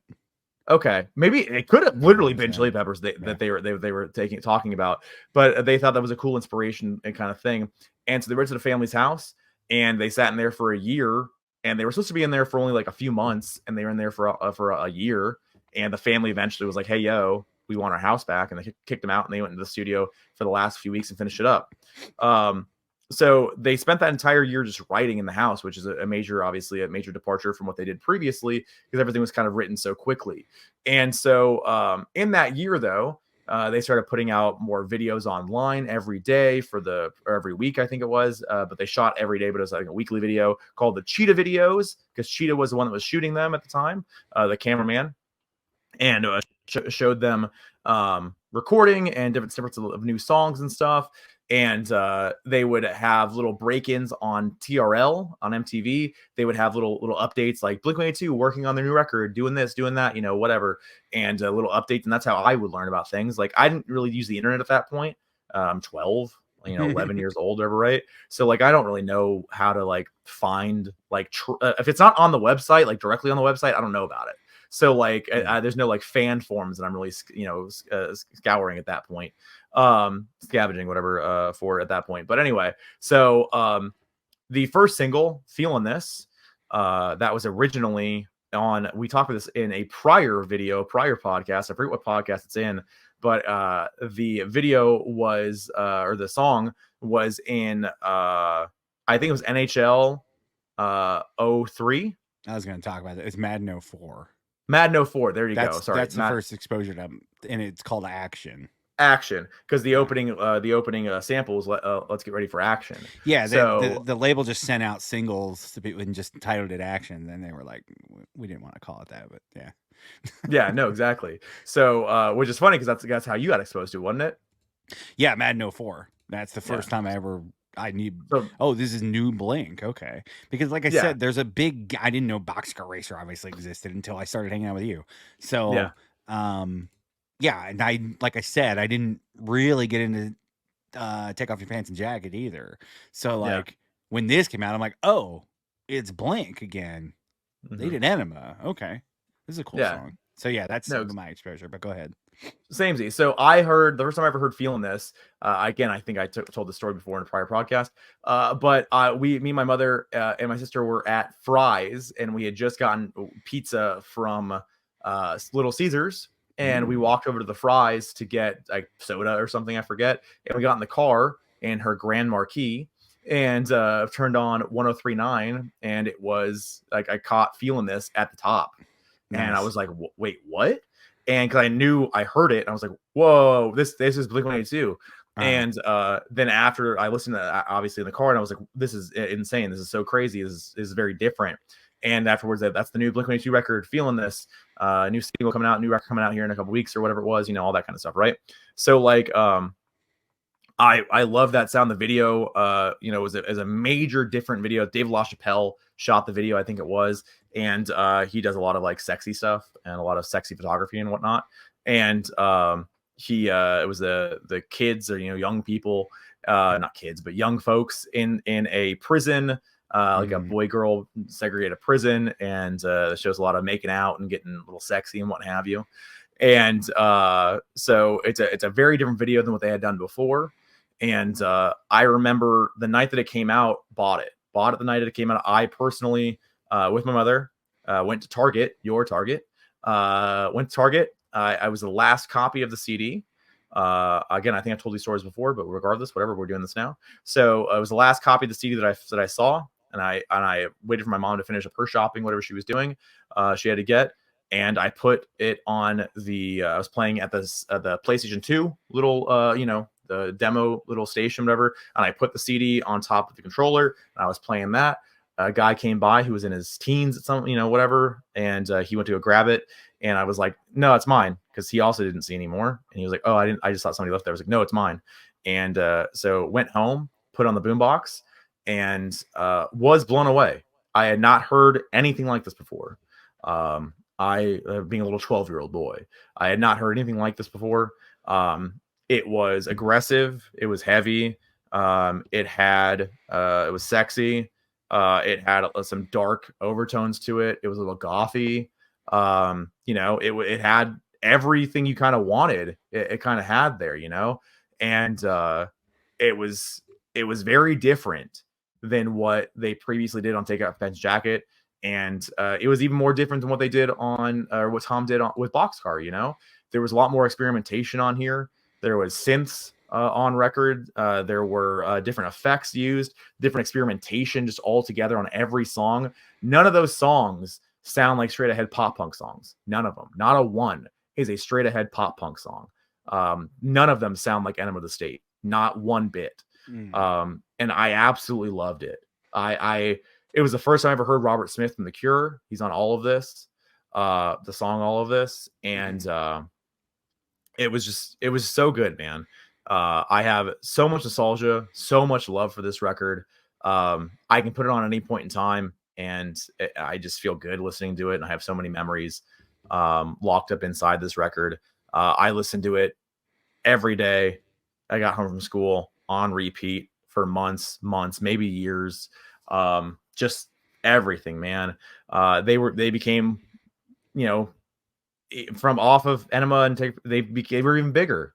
They were selling out arenas and all over the world. They had their biggest tours ever off this record. They had 4 singles. They were going to have 5 before, you know, what happened. And I love this record so much, man. Jerry Finn, this is the last record that he did with them, obviously. And I didn't understand, and I had no perception, obviously, in the moment of any sort of riff within the band, rift, whatever, within the band. I didn't know that was happening, and no one really did, obviously, if you weren't inside that circle. And because when you watch, there was a dropping. So before they released the record, they had a making of the record thing, like I talked about, and they had the drop or whatever for it, and it was a full documentary that they shot the entire time, like, you know, the Cheetah guy. And but there was an MTV documentary. It's an hour long, and like the album release or whatever, it's still on there. And actually, Mark, a couple of years ago, during COVID, I think Mark did a watch along on Twitch, and I've watched that a couple times, and it's super cool. Mark breaks a lot of stuff down and like talks about things and like pauses it and says, this is what this is what that is, and all kinds of cool stuff. And would recommend for any Blink fan out there. It's on YouTube, Mark going over it, and also it standalone is on YouTube, but Mark's Twitch streams on YouTube too. Very cool. And I don't know, man. It's so good. I have so much emotion, so much in me with this record. Every song just absolutely killer. Just the aesthetic behind this, like this record is why I dyed my hair. Like Tom's look here is why I dyed my hair in high school. It's why I got my lip pierced. Like it's why I like this is what I wanted to look like in high school. Like was this version of Tom DeLonge. I just thought he was the coolest fucking dude. He was my hero. This is when this happened. When I knew like he was no longer like the guy in Blink-182. No, he was my hero. Just everything, man. And the whole presentation, just the artwork on here, the back cover for the CD, the same photo, and then also the gatefold. This is the booklet, obviously, but the booklet is, you know, obviously those pages. And there's little stories for each song and the lyrics on there too, along with the song that explains how he wrote it, what he was thinking about, you know, little bits about each song. Very cool. And the pictures are just super cool. The colors, everything. Just, and man, this record's everything for me. Like I can't get over it. This is probably I don't know, man. It's hard because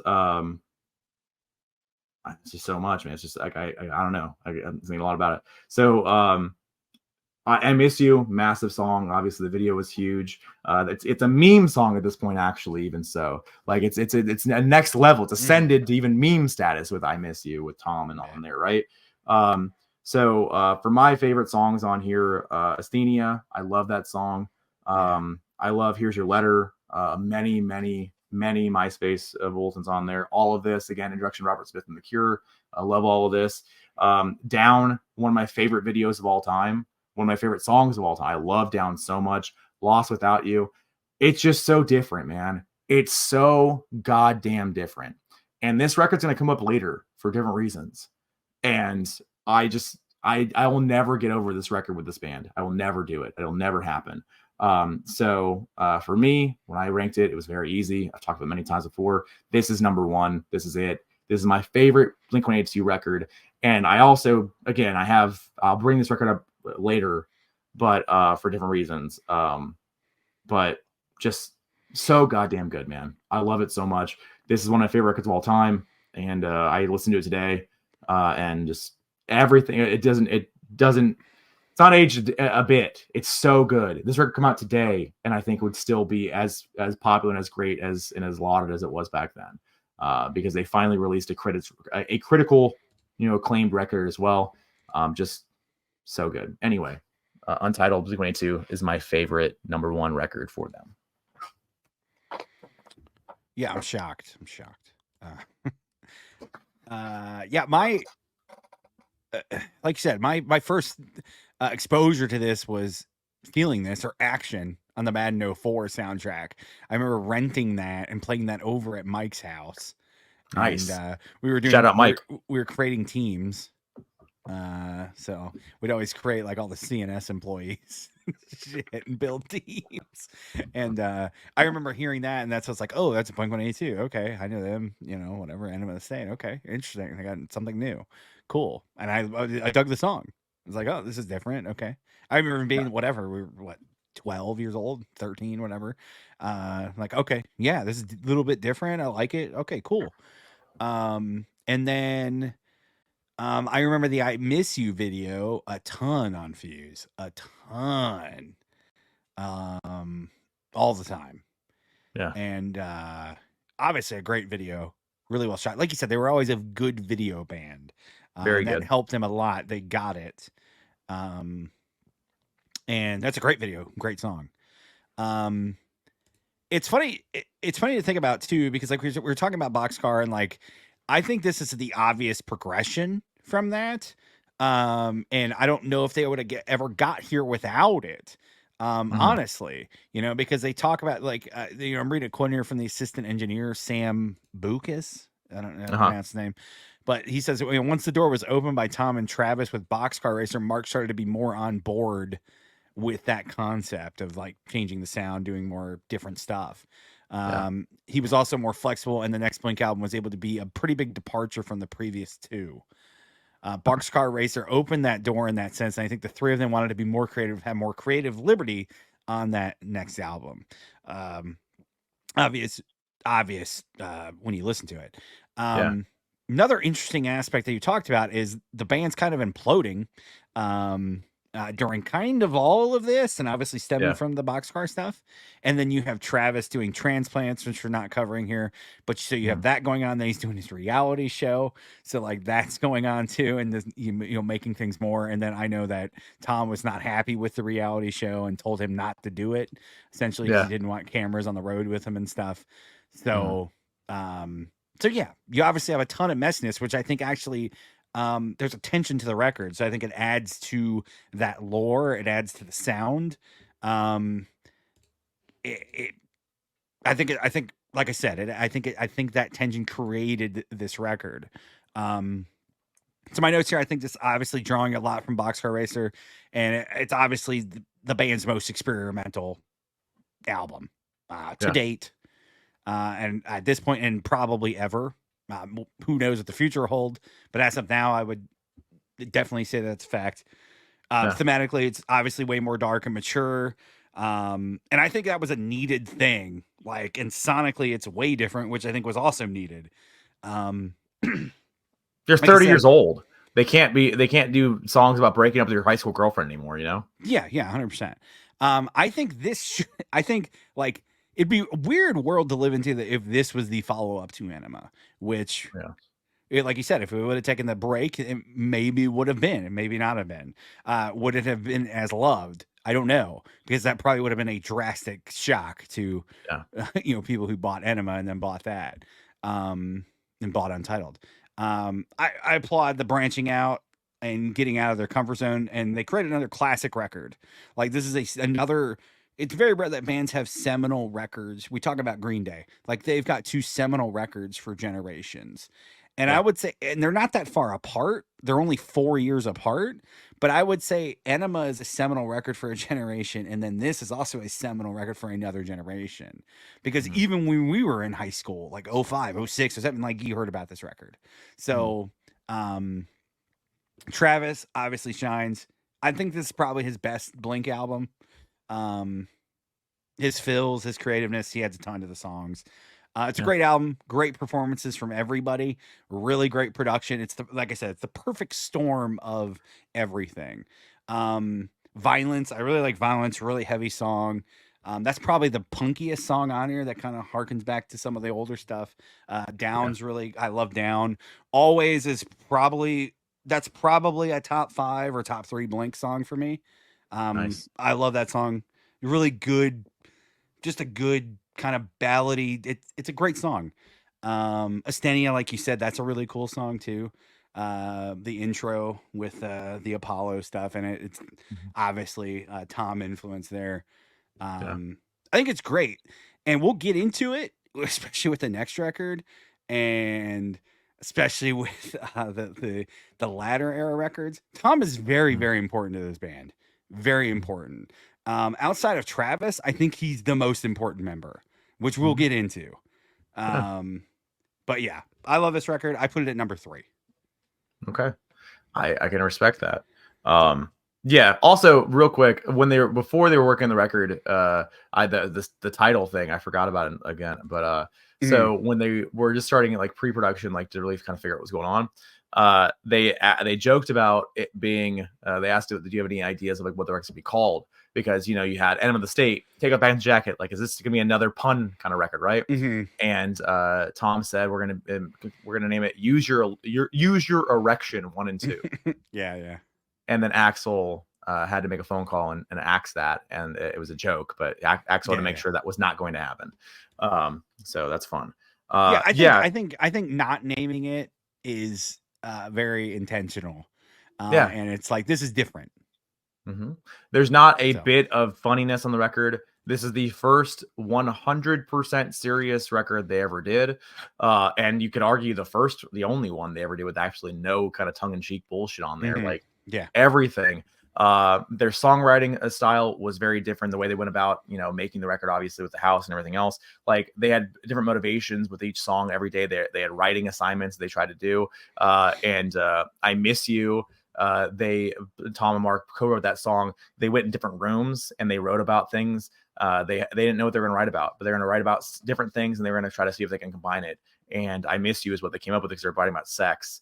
And so they both did that. And yeah, it's just so good, man. I don't know. Just I'll never get over it. I can go on forever. It's literally I can trace my entire existence in music and my tastes and my style, personal style, like my hair, everything to this record. I can trace it all. Without this record, I don't find like emo. I don't find like anything else that's more like screamy aggressive that I'm into. Like it's just not happening without this. So anyway, Untitled. All right. So there's that. Love it. Number 3, number 1 Yeah. over here. All right. So so then we get messiness We get messiness. Yeah, we get more messiness. Okay. So again. again, so 2004 rolls around. We were in 8th grade. Um, so 2005, right? 2005. I Oh think it was. 06. 2006. Oh, Yeah. I'm sorry, when they break up. So they break up Oh, okay. in I'm moving on to yeah, the next record we're gonna I cover. got you. But yeah, I got you. yeah, I yeah. good. Yeah. So '05 they break up early '05. The hurricane or the tsunami relief Mhm. concert, I believe it is, happens and they're announced for it in all the big bands. And they just got off tour with No Doubt. They just got back from the UK and they were selling out arenas and even more so because music fans are always better overseas, whether it be South America in Europe. Music fans are just better. It just is true over there, especially with rock music fans especially are Yeah. better overseas wherever you're going, whichever part. So anyway, so the most successful record with touring and everything else, and they were just getting bigger and bigger. Well, over when they were over in England, Mark and Travis, or excuse me, Mark and Tom, were getting in arguments. And the arguments were over emails that Mark had seen. The emails were from the label heads talking to Tom and asking him if he wanted to do another boxcar like project, a solo record of sorts. And so Mark was CC'd on some of those emails by mistake. And so he discovered what was going on. And he felt as though, okay, because they had the conversation and talks, they had a fight about Boxcar. And Tom assured him that was just what we just talked about. That was the one-time deal. Just want to figure out some new stuff, whatever. You don't need to worry about it. I'm here. Like Blink is my life. This is what we're doing. Don't worry about that anymore. And then when they were over in Europe, I think that fight happened again. I don't think I know. That fight happened again, and they made up again. And then it happened again because something else came up. And so after that tour, they came home, and Tom told their manager, I can't keep having the same fight. I can't keep doing this. I can't because Tom or Mark does not trust me, and I can't keep reassuring him that there's no ulterior motives here, that I'm not going to do a solo project. I can't keep having this fight. So in early 2005, the day before the tsunami relief concert, they release a statement because they're forced to, because Dave Navarro, our good buddy Dave Navarro here, Dave Navarro is on a radio show, and Dave Navarro in passing says that I guess Blink, because they're supposed to play the show because Jane's Addiction I think is on the same show, and Dave Navarro in passing goes, yeah, I guess Blink-182 just broke up. I know what it's like when stuff's just not working out anymore. And Wow, that I was didn't know that. Wow. okay. Yeah, that was the initial announcement, was because Dave Navarro leaked it. That's And so because they had to drop off that show. Yeah. And so they had to release a statement. We were in 8th grade at the time. I was talking to one Andrea Schultz on AIM. There you go. Yeah. About nothing good, And so we're talking about these things, and out of nowhere she goes, Blink-182 just broke up. And I don't think I've ever told you the story before. And I was like, what are you talking about? She's like, turn on MTV. I run into my sister's room because she had the remote, and I was like, so I ran in her room. I took the remote. She said, what are you doing? I turned on TV, and the news brief was on, and it said Blink-182 has gone on what was called the first time I've ever heard this phrasing, an indefinite hiatus. Mm-hmm. And so I was crushed. I was inconsolable. The next day at school, people came up to me and they asked me, hey, did you hear? Because I was the Blink-182 kid. And they asked me, and they were like, hey, did you hear? Hey, did you hear? Hey, did you hear? Numerous times that day. And I was just beside myself. It was one of the worst experiences of my life, because they were my entire life. And so that happens. And in the fandom, we convince ourselves that they're just taking a break. They're going to come back here pretty soon. They're just going to take a little break here for, a few months, or maybe a year, whatever, do this thing. Don't worry about it. All kinds of good stuff. And I remember saying to myself, because Tom and Mark are business partners, they have multiple companies together. And I said, well, they're still in business together, so they still have to have communications. I'll believe that they're done when the business no longer, is happening, right? And so within a handful of months, it is revealed that Mark has sold his shares in Macbeth and Atticus and loserkids.com, which is their business. He has sold all of his shares to Tom, and they no longer have a relationship. And I was absolutely crushed. I was probably as depressed as I ever was at that point as a little kid. Anything outside of my personal life, this just added even more terrible things to my life. So anyway, let's segue into the next record then. Not the Blink record, but the record that we're going to talk about. So obviously Tom went to do Angels and Airways. We're not going to cover Angels and Airways because it's a whole other ranking. Whole nother, There's too many albums. But he went to go on to do that, and Mark and Tom did Plus 44. Correct. So the band. So there was a rumor of bands happening here, of a new band happening, with Travis, Mark, and a woman named Carol Heller, and it was going to be an electronica 80s like synth, band. That was what we were told. And so I was, like I said, I was still hoping on hope here they were going to come back, but at this point I was like, okay, maybe not. And they announced the band Plus 44, and again, still hoping that they were going to come back together. Then the first song they release is a song called No It Isn't, and that song comes out, they release it on Tom's birthday, and the song is very clearly about Tom and the dissolution of Blink, and it's called No It Isn't because that's just an answer, because the question is going to be, is it about Tom? And no, it isn't. Sure, gotcha. Yeah. That's what the answer is, but it obviously very clearly is. Yeah. So anyway, eventually Carol drops out because she gets pregnant. She wants to be with her husband and her child, so she drops out, and they bring in Craig Faribault and Shane. Don't remember his last name. Shane Ferguson, I think his name is. Yes. There you go. Love it. So with Mark and Travis. Shane Gallagher, excuse me. Okay, Shane Gallagher. There you go. He was on tour with Transplants previously, and I think Suicide Machines is what's his name? Craig Ferguson. So anyway, Craig Faribault and Faribault. Shane Gallagher. There you go. Whatever. We got it. I love it. I love it. Yeah, I got it. So I didn't do any research for this at all. I literally did none. This is all of the dome right now, all of my 8th grade. You were close. So anyway, so close enough. So 2006 rolls around, and they announced they're going to put a record, and that record is plus 44 when the heart stops beating. Let me ask you: were you like stoked, like above them? You were a Tom kid, though. Yeah. Okay, so you were not stoked. No. So you were like, well, this is what I got. So with this, hold on. Let me just okay. So this record came out. What was the date of this record, you said? It's November 13th, 06, so we're just past that anniversary too. Okay, so Tom's record came out in May, because I remember getting it May 23rd, 2006. I used to have that date memorized because I remember me and Zach went to Target that morning and bought it. The first Angels and Airwaves. Angels and Airwaves, correct. Okay. So that was and I remember being obsessed with Angels and Airwaves. I was obsessed with Angels and Airwaves, but I love that first Angels and Airwaves record, and that's a whole, like I said, different ranking. We're not talking about it. We didn't factor it in here, whatever, right? But because this is the Mark sorry project, whatever, solo record kind of thing, right? Cool. So anyway, so they released this, and I'm obsessed with Angels and Airwaves. I have all the shirts.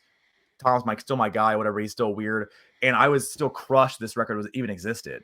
I was stoked on it, but I was upset that it was existing, but I still wanted to hear what Mark was going to do, what Mark and Travis was going to do, right? A lot of interviews, a lot of like things, whatever, right?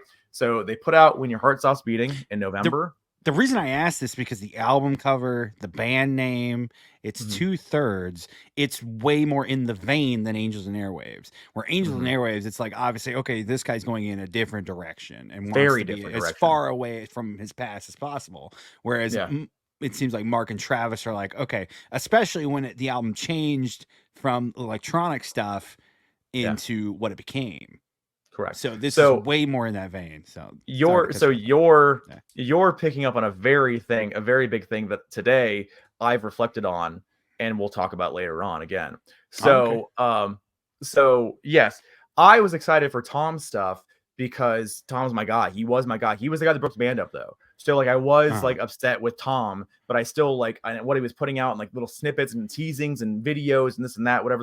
There was so much cryptic shit happening with Angels and Airwaves that it was just insane, and like whatever, the hype behind that was just crazy, right? Because he broke Blink-182 up to this band. That's what the story was. That's what the scuttlebutt was with fans, right? Sure. So that record is so very different from Blink. I love that first record so much. So I wanted to hear their response, kind of, right? And I wanted to hear what was going on, and yeah, I am more apt to like to want to hear, Blink, I suppose, in a certain respect, and I knew this was going to be there. But this is like, I would kind of say it's definitely more Blinky than what obviously AVA is, like, for sure. But this too is a different record. This is a different sound than what Blink was doing. So it's more Mark's version of what the Untitled record was. It's all serious. It's 100% Mark's songwriting. And he has a lot of different songs in this record that obviously are about the dissolution of Blink. No, it isn't. Lycanthrope, Thrope. What else is on here? Lillian. Just all these songs, like it's just so, a lot of it is just about Blink, and like a lot of it's not, though, too, but like whatever. So a lot of good songs on here.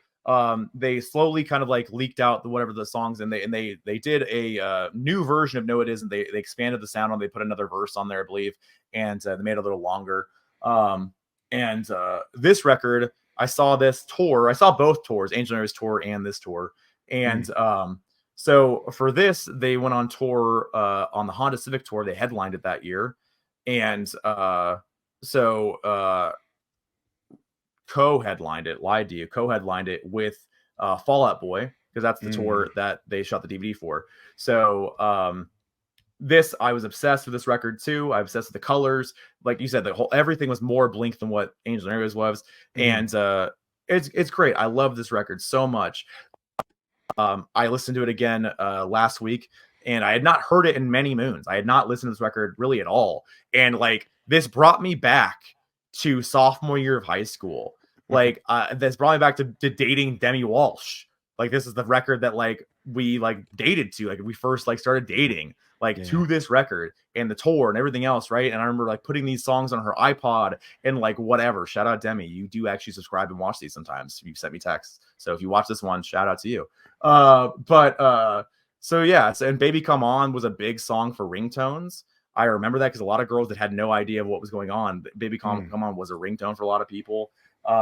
And I remember lying to myself because I was so wanting Blink when to get back together that I would lie to myself about what the songs were about. Because Mark would come up with these explanations. People would ask him about Lillian and like the last place I lived, I didn't feel like a home or whatever the line is. I forget now. Okay. But like, but Mark said it was about a housing development that he used to live in. And like he had these explanations for things that I just wanted to believe so goddamn badly because I wanted Blink back.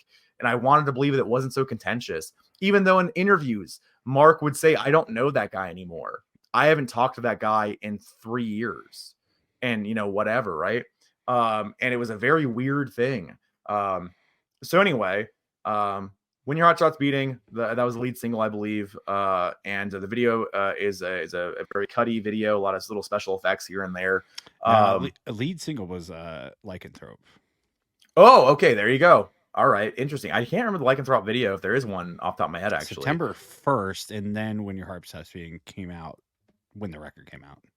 Okay, fair. So a couple months later. Yeah. Okay, so some of this record leaked. I remember that, and I remember like listening to that and those kind of shittier rips of like obviously media copies or whatever, right? So I love it. There's multiple covers of this as well. There's a blue, there's a pink, there's a green. I have 3 copies on vinyl, 2 are blue, and this is the only pink one I had, so I grabbed this one. So produced by Mark and Travis, co-produced by Jerry Finn. This is the last project that Jerry Finn worked on with the guys, as he would pass away a couple years later from a brain aneurysm, unfortunately. While I was watching Angel and Airwaves on Warped Tour, Jerry passed away like 2 weeks before, and it was a very, very serious thing. And Tom mentioned it on stage, and it was a whole thing. But for me, for this record, I think Mark's songwriting on here shines. I think that it showed that he could do something on his own. Even though later on we'll talk about something else here because he still has other thoughts on this. But in my mind, I thought Mark, proved that he didn't necessarily need Tom around for all of this. But whatever. I love this record. My favorite songs are Baby Come On. 155 is a very cool song. No, it isn't. I have so much nostalgia for that song because that was our first glimpse into what the project was going to be. Chapter 13, Make You Smile, also very cool songs. So when I did my ranking here, when I factored in everything, this is the last non-Blink record we're doing here. I put this at number 6 overall ranking. Interesting. Yeah, I mean, this is it's an interesting record. Debuted at number 10, so there was definitely hype around it. As of 2011, it had sold 274,000 copies. So nice. I mean, Boxcar sold that in, obviously it's a few years before that, but Boxcar sold that in like a few months. Yeah. So that's kind of an interesting juxtaposition there. I like this record. It's solid.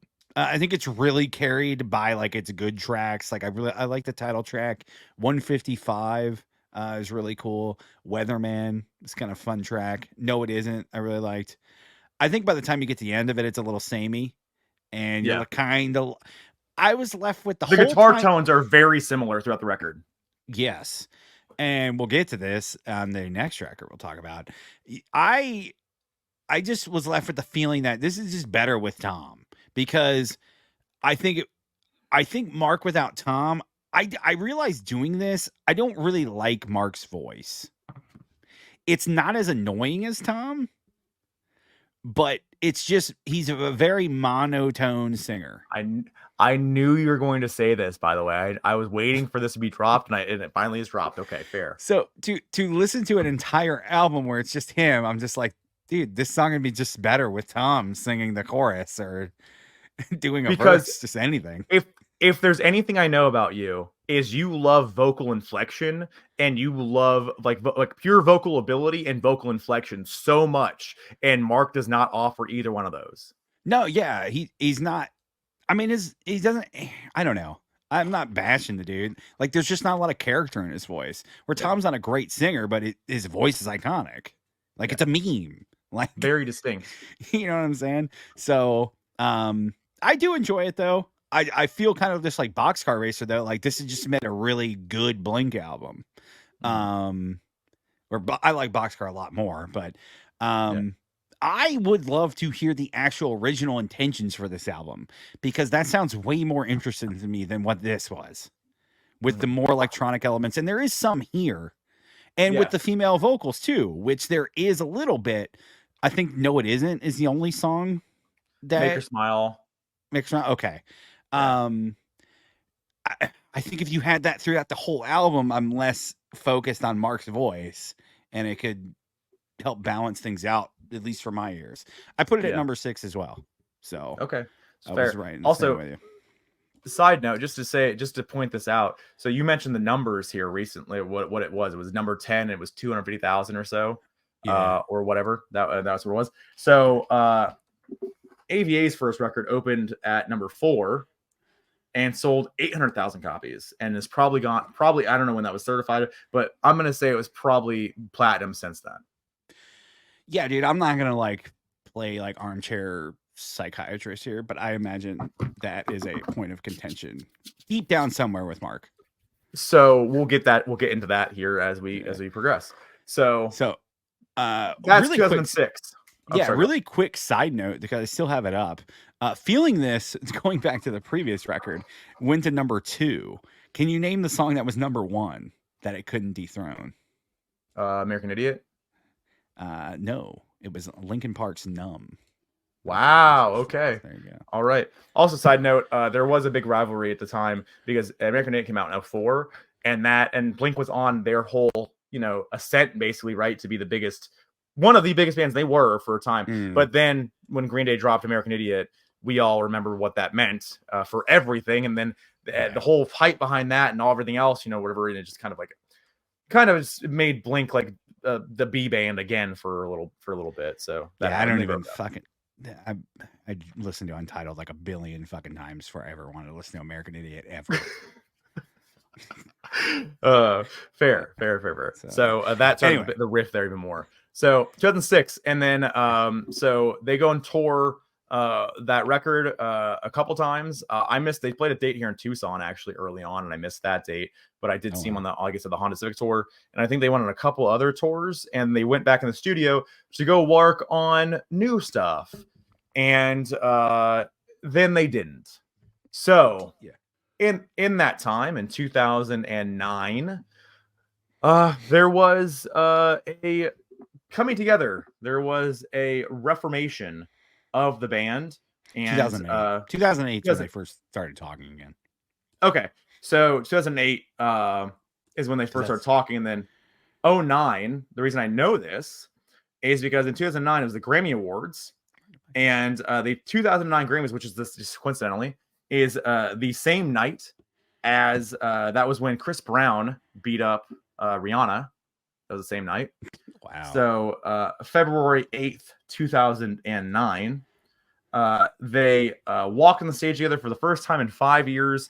And it was post Travis's plane crash, which is a big deal because Travis was involved in a plane crash where he almost passed away. And it was really crazy and real terrible, whatever. And so they walk on there, and it's a very weird, awkward interaction they have there. They do on the Grammys, where Travis goes, "We used to make music together, and we decided we want to make music together again. Blink-182 is back." That's what Mark says. And then Tom is still looking like Tom from Major Airwaves, and he's like this. and it's a very awkward interaction. But Blink missed my entire high school, or our entire high school career. Yeah, very true. So they broke up in 8th grade. They came together at the end of senior year. So not cool, guys. I needed you in high school, and the other records were fine, but I needed you in high school. So they went on. Oh, I mean, a big part of this too, because like you said, Jerry Finn passed away, and that was August of 08. Yep. And then the following month, that's when Travis was in the plane crash. So that's what kind of stemmed all of this to even happen, because that's when Tom finally reached out to him and stuff like that. So that's a very crucial part of the story. So I didn't want to gloss over it.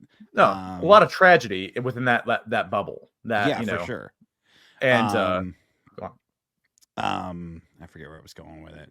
Little side note: one of the most dark, humorous things is that Travis was the plane on "Take Off Your Pants and Jacket."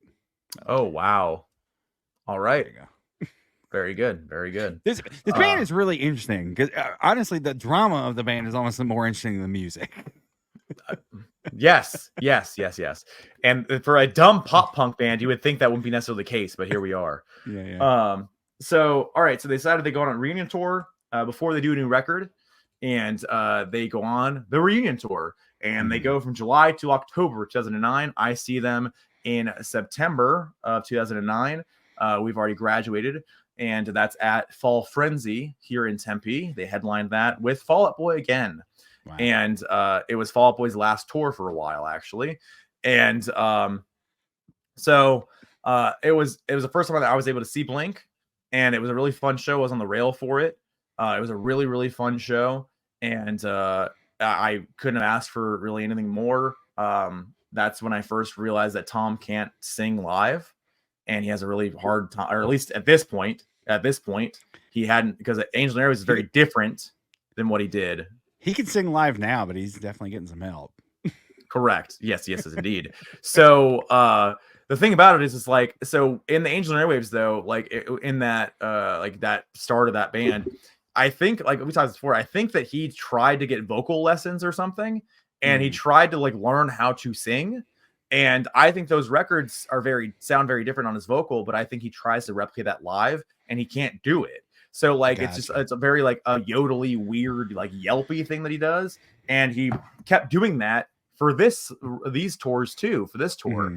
And I remember just like being like, stop, just don't do that, just do your vocal you did, like as shitty as it was or whatever, it was fine, it was good originally. He didn't want to do it anymore because he learned to sing.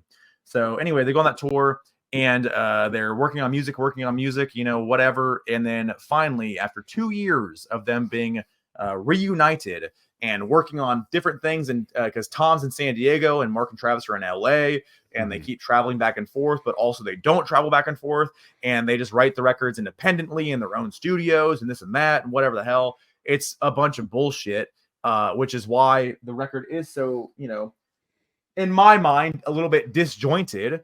But 2011, they put out Neighborhoods, and this came out on what's the date here? I just had it.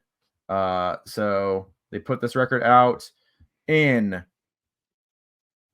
September 27th, 2011. Again, another date that I had at some point in time. 36 minutes long. Had 2 singles. Up All Night was the lead single. Yeah. I listened to that at Discover Card. I was in DPS, and they were playing it on K-Rock.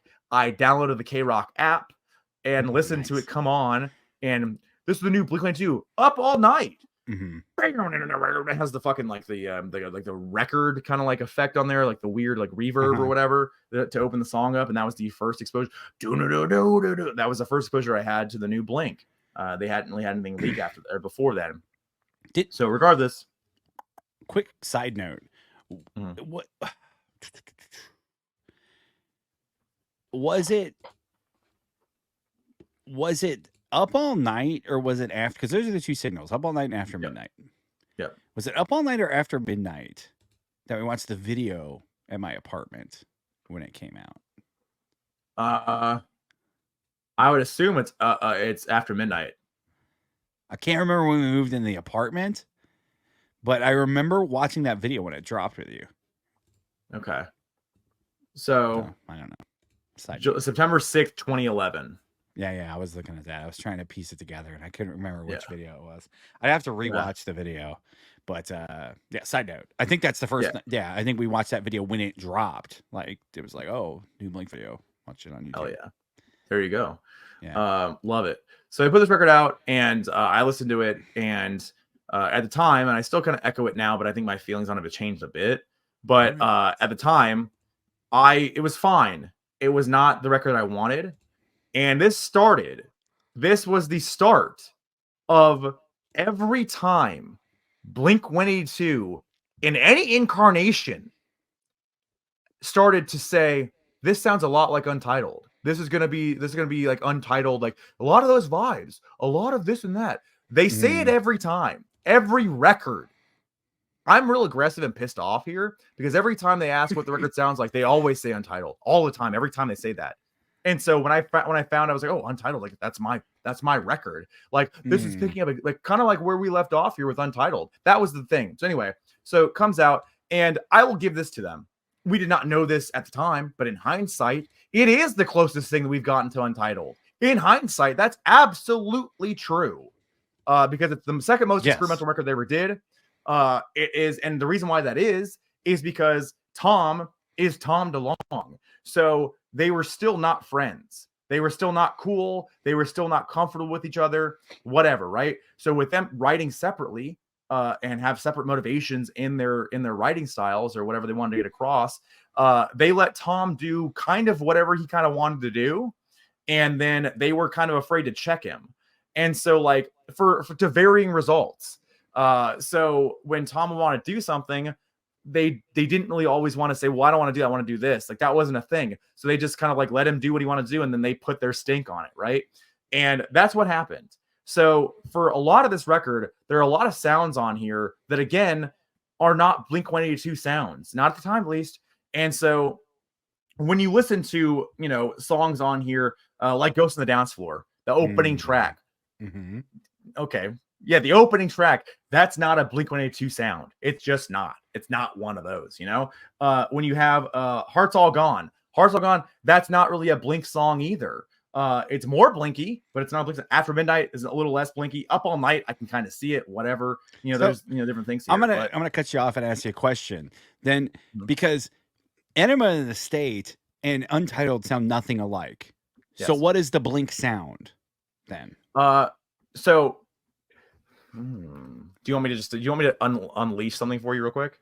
Yeah, go ahead. Do it now. I'm just curious because like there is no. I understand what you're saying, but like you saying it doesn't sound like Blink. Like, okay, well they're two massive records. Influence sound nothing. It sounds too much like Tom, which at this point Tom is Angel and Airwaves. So Tom is I Empire. Okay. Tom is Love Part 1. Like that's the Tom we're talking about here, right? So there's too much of that in what this is, because there's very little of like in that first like Angel and Airwaves record, especially in I Empire 2, the second Angel and Airwaves record. There's very little of like real Blink sound in there from like Untitled. It's just expanded. It's loud guitars. It's like a little more proggy, obviously, and like whatever. I think you could actually kind of be into that, especially the first two. Those are my favorites are, but I think you'd be kind of into those. But regardless, so that's a lot of what this record is.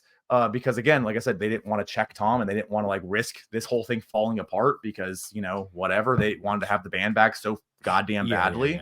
Yeah. And so anyway, a lot of this, Love is Dangerous is another song. A lot of the Tom songs on here, just in general, just like I said, just not really what I would anticipate the Blink sound is. And you just hear what Tom's coming through so clearly. So for me, this is my realization here while doing this. Okay. I love Blink-182 so much. I do. I would not give away. I would not change any of those records. All the first records, everything else. Right. I have been chasing the Untitled sound. I've told you this. I've been chasing this Untitled sound every time they touch a new piece of music. I've been chasing that as a fan. Right. And they've never given it to me.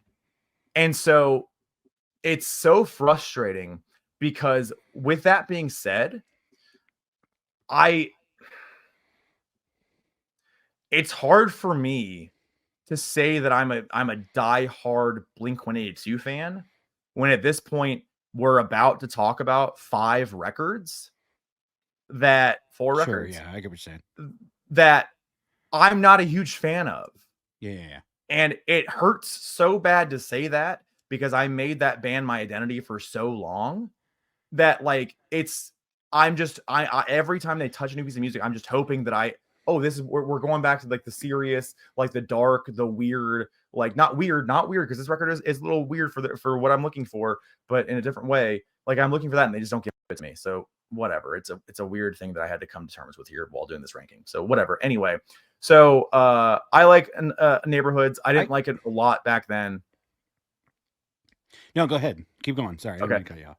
No, you're fine. I didn't like it a lot back then. It was fine. Like I was happy the band was back. I was happy I was able to see them live. I was happy they were doing things. I'm happy they were touring, everything, right? I was just happy that I had my favorite band back.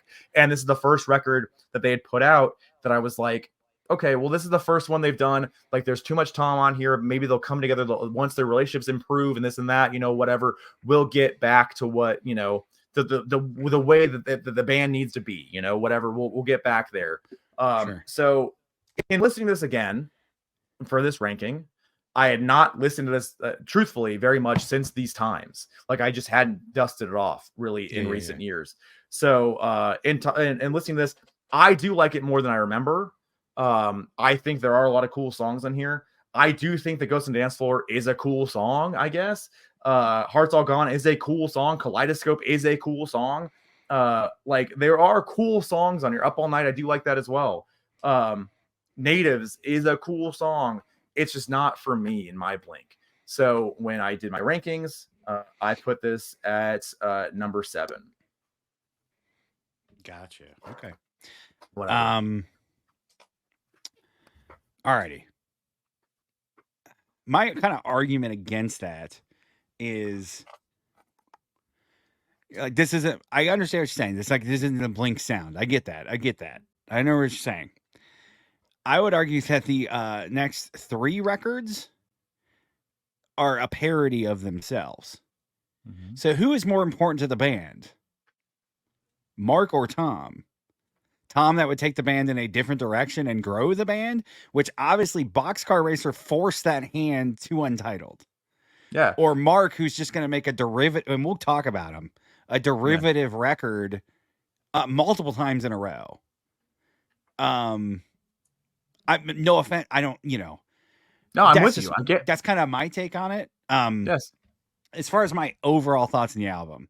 So I really actually got it like 3 or 4 years after it came out, because I was working at the forklift shop, and I was painting. It was right around this time because it was like Christmas time, like 2015.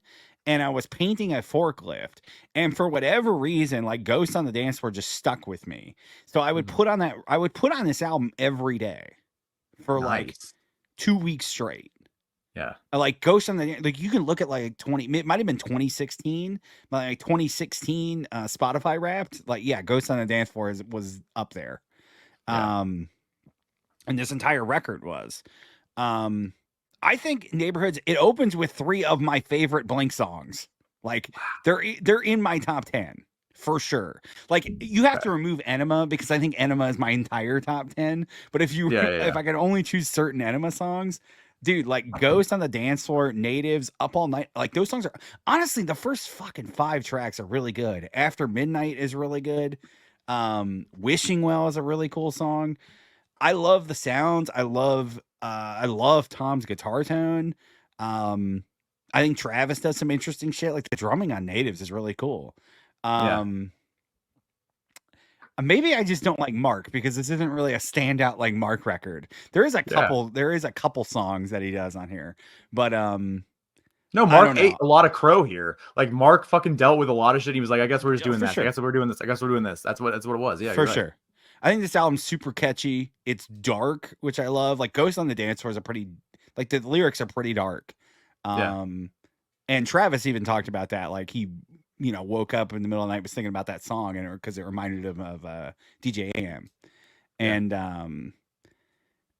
I don't know, man. I think this is a great juxtaposition, like with the super catchy songs with the dark themes. Um, the I record know just you've always clicks. been a fan here. You've been a fan for years now. We talked about Dude, it. this record just clicks with me. Like it's what I like in pop music for whatever reason. Like I like this, and I think it's a pop record. Like I don't Yeah, even consider this any type of punk. Like this is just a pop record. I would for consider it sure. barely even rock. Um, my only knock against it is the production. It's just very loud. There's very not many dynamics into it. It's very loud Self-produced. score. Yeah, it's self-produced, and like you said, there's a lot of turmoil. They're recording it in separate spots. They're recording it on tour, and then not recording it, and then the record's not getting done. And then eventually, the label was like, "All right, you got to do something." So then they finally sat down and started doing shit. Because So Tom there, kept pouring Angel and Airwaves and kept putting out Angel and Airwaves stuff, which is another. yeah. What are you doing? You're so stupid. Yeah. I mean, I honestly, this record should be an absolute disaster. Uh, and I think it's great. It's a great record. It's my number 2 for sure. I Knew love it. this record. I've listened to this record so much this week because I was like, oh god damn, this clicks with me again. I Yeah, love this record, dude. I know. It's so good. It's funny too because it is by far probably the most, even the newer stuff is the most least liked Blink album. It has the least amount of plays on Spotify.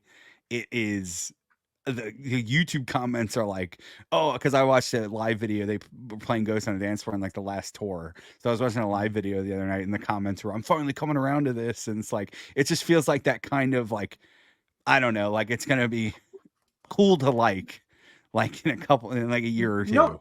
No, you're right. That was my thing. Like it's either like if you're like a cool fan or whatever. I think that it's this or it's Dude Ranch, or like the cool records you could say that would give you like a little bit of edge or some shit. It'd be those records. But also, what something else that is dumb because it's a meaning thing, whatever, right?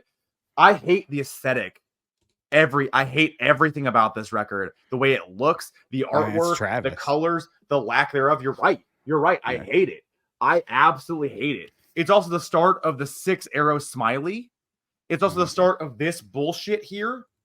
Like, Yeah. well, actually not. That's the next record, actually. But it's the start of the 6-arrow smiley. It's Yeah. horrible. It's so stupid.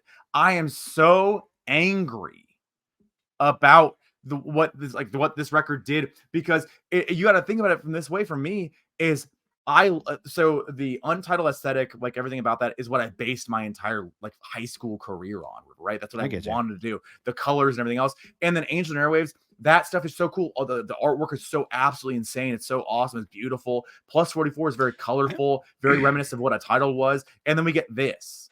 Yeah, but my kind of point is, Tyler, I think this would have been the next record regardless, because this is what Tom was getting into. Yeah.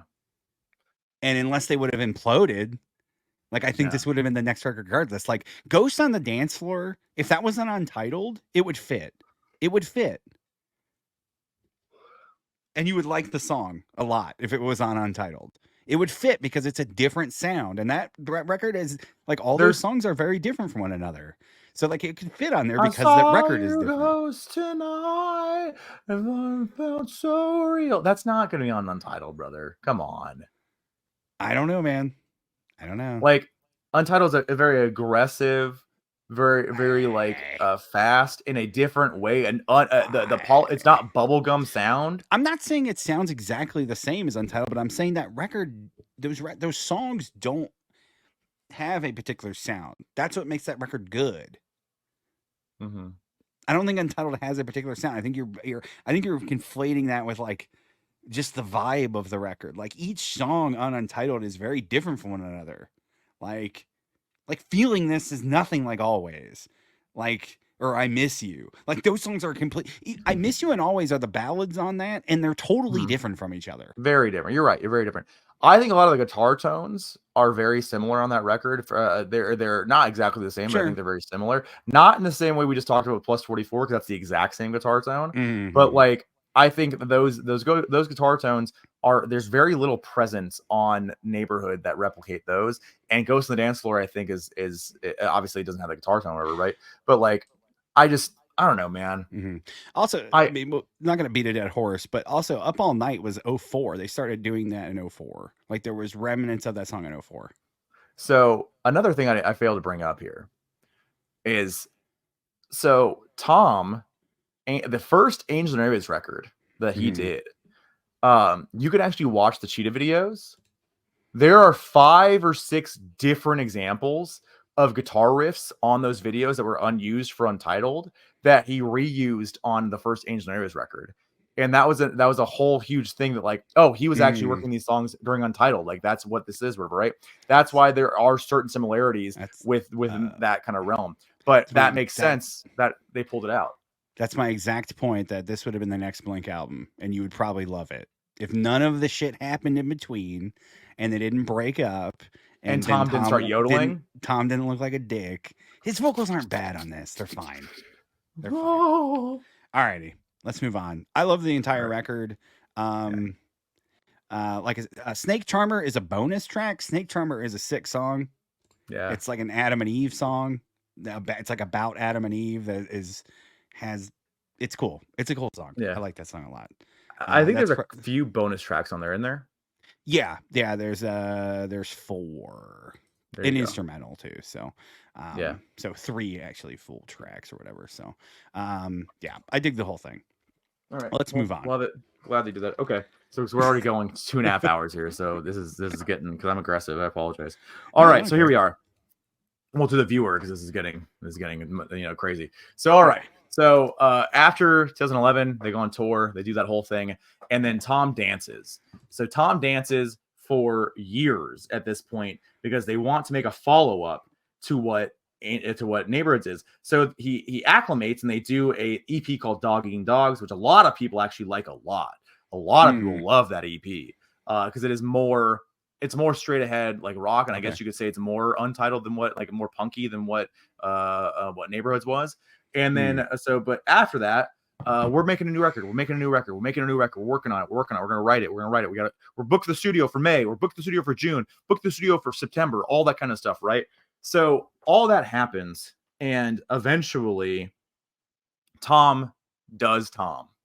He books all the Angel and Airwave stuff, and he said, after we do this, I'm gonna work on the Blink record. After I do this, I'm gonna work on the Blink record. He keeps dancing and dancing. Eventually, they call it out, and they're like, we can't do this. We got to start doing a date. And then Tom's like, I can't give you a date. I can't do that. So like, all right, well, I don't know what we're doing here. And then Tom quits the band again. And so Tom quits the band. And right before they're going to do, I believe, the Ink Fest that Travis did, and they had that date booked already. And so they were not going to break it. And so they asked one Matt Skiba to come fill in for Tom. And people were kind of stoked on it. I was stoked on it. I was pissed that he left the band.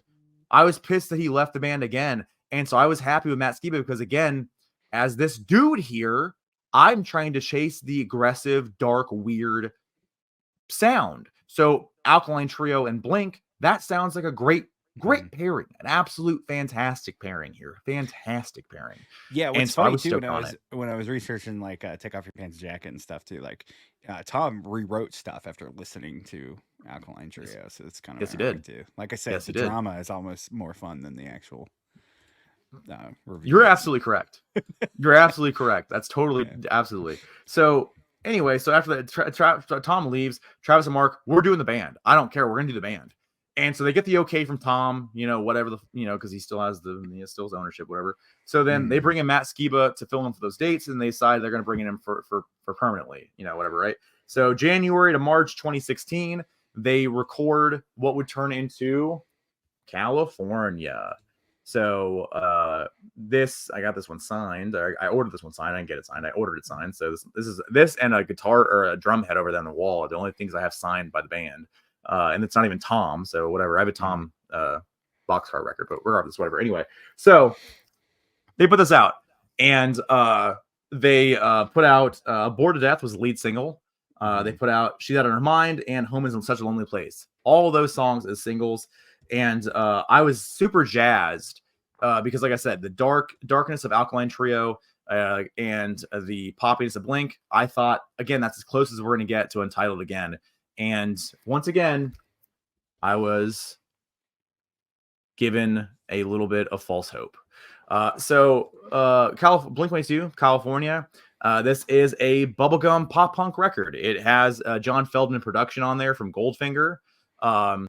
he this record sounds good. It does sound good, but Yeah. it's so clean. It is so clean. It is so bright. And I think there's so much like weird auto tune on the next two records, especially, that it's hard for me to get over that. Mhm. I waited till release date to listen to the record, and I remember I have a video of me dropping the needle on Instagram still to listen to this, and Mhm. I remember just listening to this and just going like, it's fine or whatever, I guess, but like it's just like it's a pop punk record. It's a pop punk record in 2016. It's what it is, and Mhm. they aren't being super derivative of like the scene, but they're derivative of themselves. So like it's them making not Enema, but it's them making just the high school breakup, whatever, slightly bit more mature record again. That's what they did, and which is fine for certain folks. Whatever, right? It is what it is. But like for me, it just wasn't what I needed, not what I wanted. And I just wasn't satisfied with it because I thought it seems to me because there's a lot less Skiba on here than what I would like. And it even from the get-go, from the jump, I was like, there's less Skiba on here because Tom's coming back at some point, and they can't have Mhm. Tom singing Skiba songs. So that's why Mark's on here so much, is because, and it's like a 2/3 kind of deal, because with that being the case, they can have these songs come out later with Tom on tour. And I literally I was already game planning this at the beginning from the jump. And so listening back to these are the records I really needed to concentrate on for this the ranking, Mhm. because these are the ones I gave up on. I was like, okay, I'm kind of out, whatever, right? And they even released a super deluxe version of this, which is a whole second record, and I just don't even care. Like, I don't give a shit. So anyway, whatever, it's fine. It has some of the Alkaline Trio guitar tones on here, so that is present a bit throughout it. John Feldman production, like I said, just very, very bright. It's Mhm. not there's are some obviously is a little bit darker tracks on here, but I do feel as though for, let's see, what songs we're talking about here. For certain songs here where it's clearly Matt's songwriting, I do feel as though, like Sober, like I do feel as though some of this stuff is written in a Blink sense and not in an Alkaline Trio Matt Skiba voice. I think he's trying to make Blink 182 records, and that's not really what I wanted from it. I want you to be Mhm. your dark, dirty, gross, weird, like messed up self on this record, and I don't think he really puts that across. Mhm. Kings of the Weekend is a cool song. Home is Such a Lonely Place is also a cool song. Sober, I think you're trying too hard, whatever. Patrick Stump actually was a co-write on that as well. Mhm. She's Out of Her Mind is a dumb, dumb song. San Diego is about Tom, and that song sucks too, because I go back to San Diego. That's I hate that line. It just doesn't go. It Mhm. sucks. Yeah. Whatever. Anyway, California, and then they have two joke songs on here. Built This Pool, which is funny, but it's 16 seconds. It's dumb. And then Bohemian Rhapsody, also dumb. Um, it's whatever. Anyway, so for me, when I really did this again, Bored to Death, is fine. Whatever. I don't care. When I ranked these, I put California at number 10. All right. So I think this album's just like very paint by numbers. Mm-hmm. Kind of like what you were saying. The production is squeaky clean. I don't even really know what Matt Skiba brings to this band, just because he kind of gets lost in everything. Like you said, he doesn't sing a lot on it. I think his voice too. I don't know Alkaline. I don't know an Alkaline Trio song. His Mm-hmm. voice on this record and his delivery are similar to Mark, to where it's like you just tune it out. To whereas, Mm-hmm. like I was talking about with Tom, it's that distinct difference to where, oh, this is cool. This is the hook. Tom's Mm-hmm. voice is the fucking hook. Um, Obviously that dynamic is completely gone. The record just kind of goes by. You're just listening and it just ends. You're like, okay. The production on every song is nearly identical. Like Mm-hmm. everything is just the same. Um, Bored to Death is easily the best song on this record. Easily. I remember when that single came out, and I remember, oh, okay, this is actually really cool. I listened to it quite a bit. That was like 20 whatever when it came out. And 16. yeah, Yeah. 2016, I remember working at USAA and I had that on the headphones a lot. And then the record came out, and I remember listening to the record and just like, okay, never listened to it again until this. Um She's Out of Your Mind is awful. Like you said, it sounds like All American Rejects. That's what I put. It's very bubblegum, very like bubblegum poppy, even way more so than Neighborhoods. Like it also it sounded like a bad version of the Rock Show. Like that's what I put in my notes. Yes. Yeah, so that's what I this kind of whole thing is like Mark is chasing and they're bringing in the outside writers where it's like, oh, we'll make a Blink 182 album. Okay. All right. Well, we'll take a little bit of what Fall Out Boy did and what All American Rejects is doing and what 5 Seconds of Summer and all these other arguably more popular bands, especially at the time, are doing and combine that. I don't know anything about Alkaline Trio, but this record just sounds like a waste of Matt Skiba's talent. I don't even know if he has any talent based on this fucking record. Like I'm not saying that as mean. I'm just saying they don't highlight him at all. Los Angeles is rough. That's a rough song. I don't know, man. This feels like the safest album they could have possibly done. The deluxe is 2 hours long. Nobody wants that. Nobody needs that. My standout track is Bored to Death. I put it at 10 as well. Yeah, I put it at 10 as well. No, I listen. Here's the thing. Like, when I was listening to this back, I was like, because the joke about Chili Peppers is everything's California or whatever, right? Yeah. And there's just so much California, which is the record's called California. I get it, right? But like, it's just so much. It's so much, and just whatever. It comes off as disingenuous for some reason when they do it, like because that's just kind of been Chili Peppers' thing forever.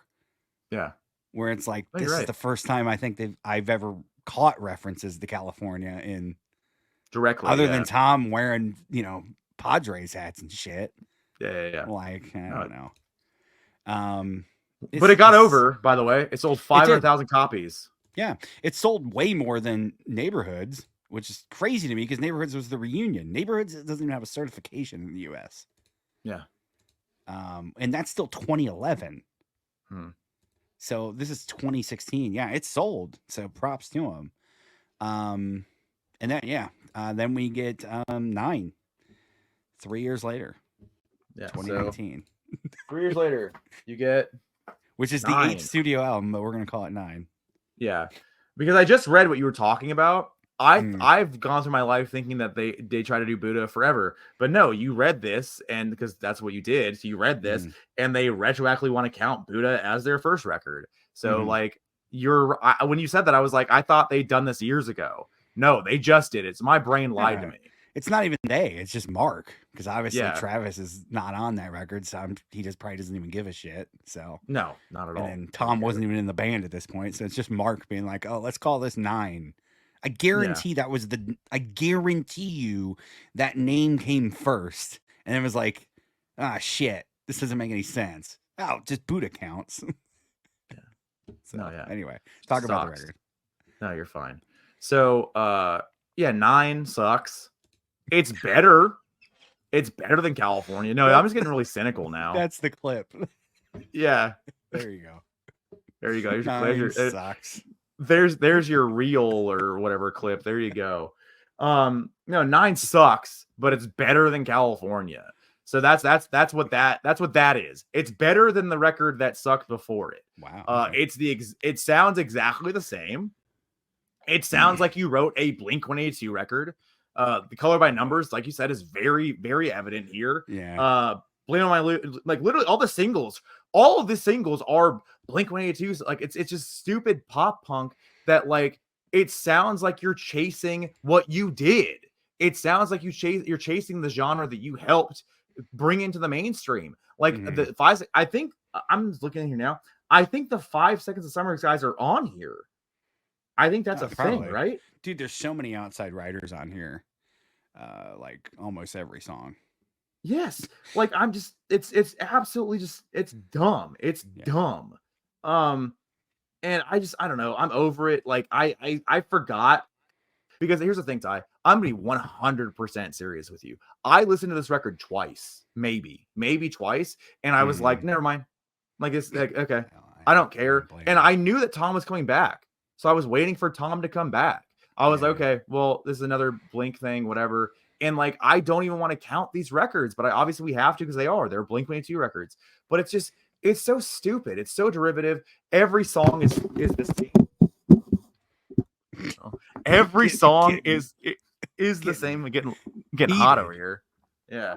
Every song is the same goddamn sound. I'm just over it. So I'm not gonna offer very much to you in terms of like really gonna dissect this. This record's 15 songs long. It's 45 minutes nearly with the bonus track. And it's too much, it's too soon. I'm not sure what you were like really wanting to do here. Because none of it's appealing to me. And I'm the person that like you're trying to appeal to. And all the outside songwriters on here, I'm clicking around here. They're all pop songwriters. All of them are just pop songwriters. Yeah. And like, the guy from Sugar Cult co-wrote this song too. I like that. I liked him. And John Feldman again. It's the same super clean, super bright production, everything, man. And it just bums me out.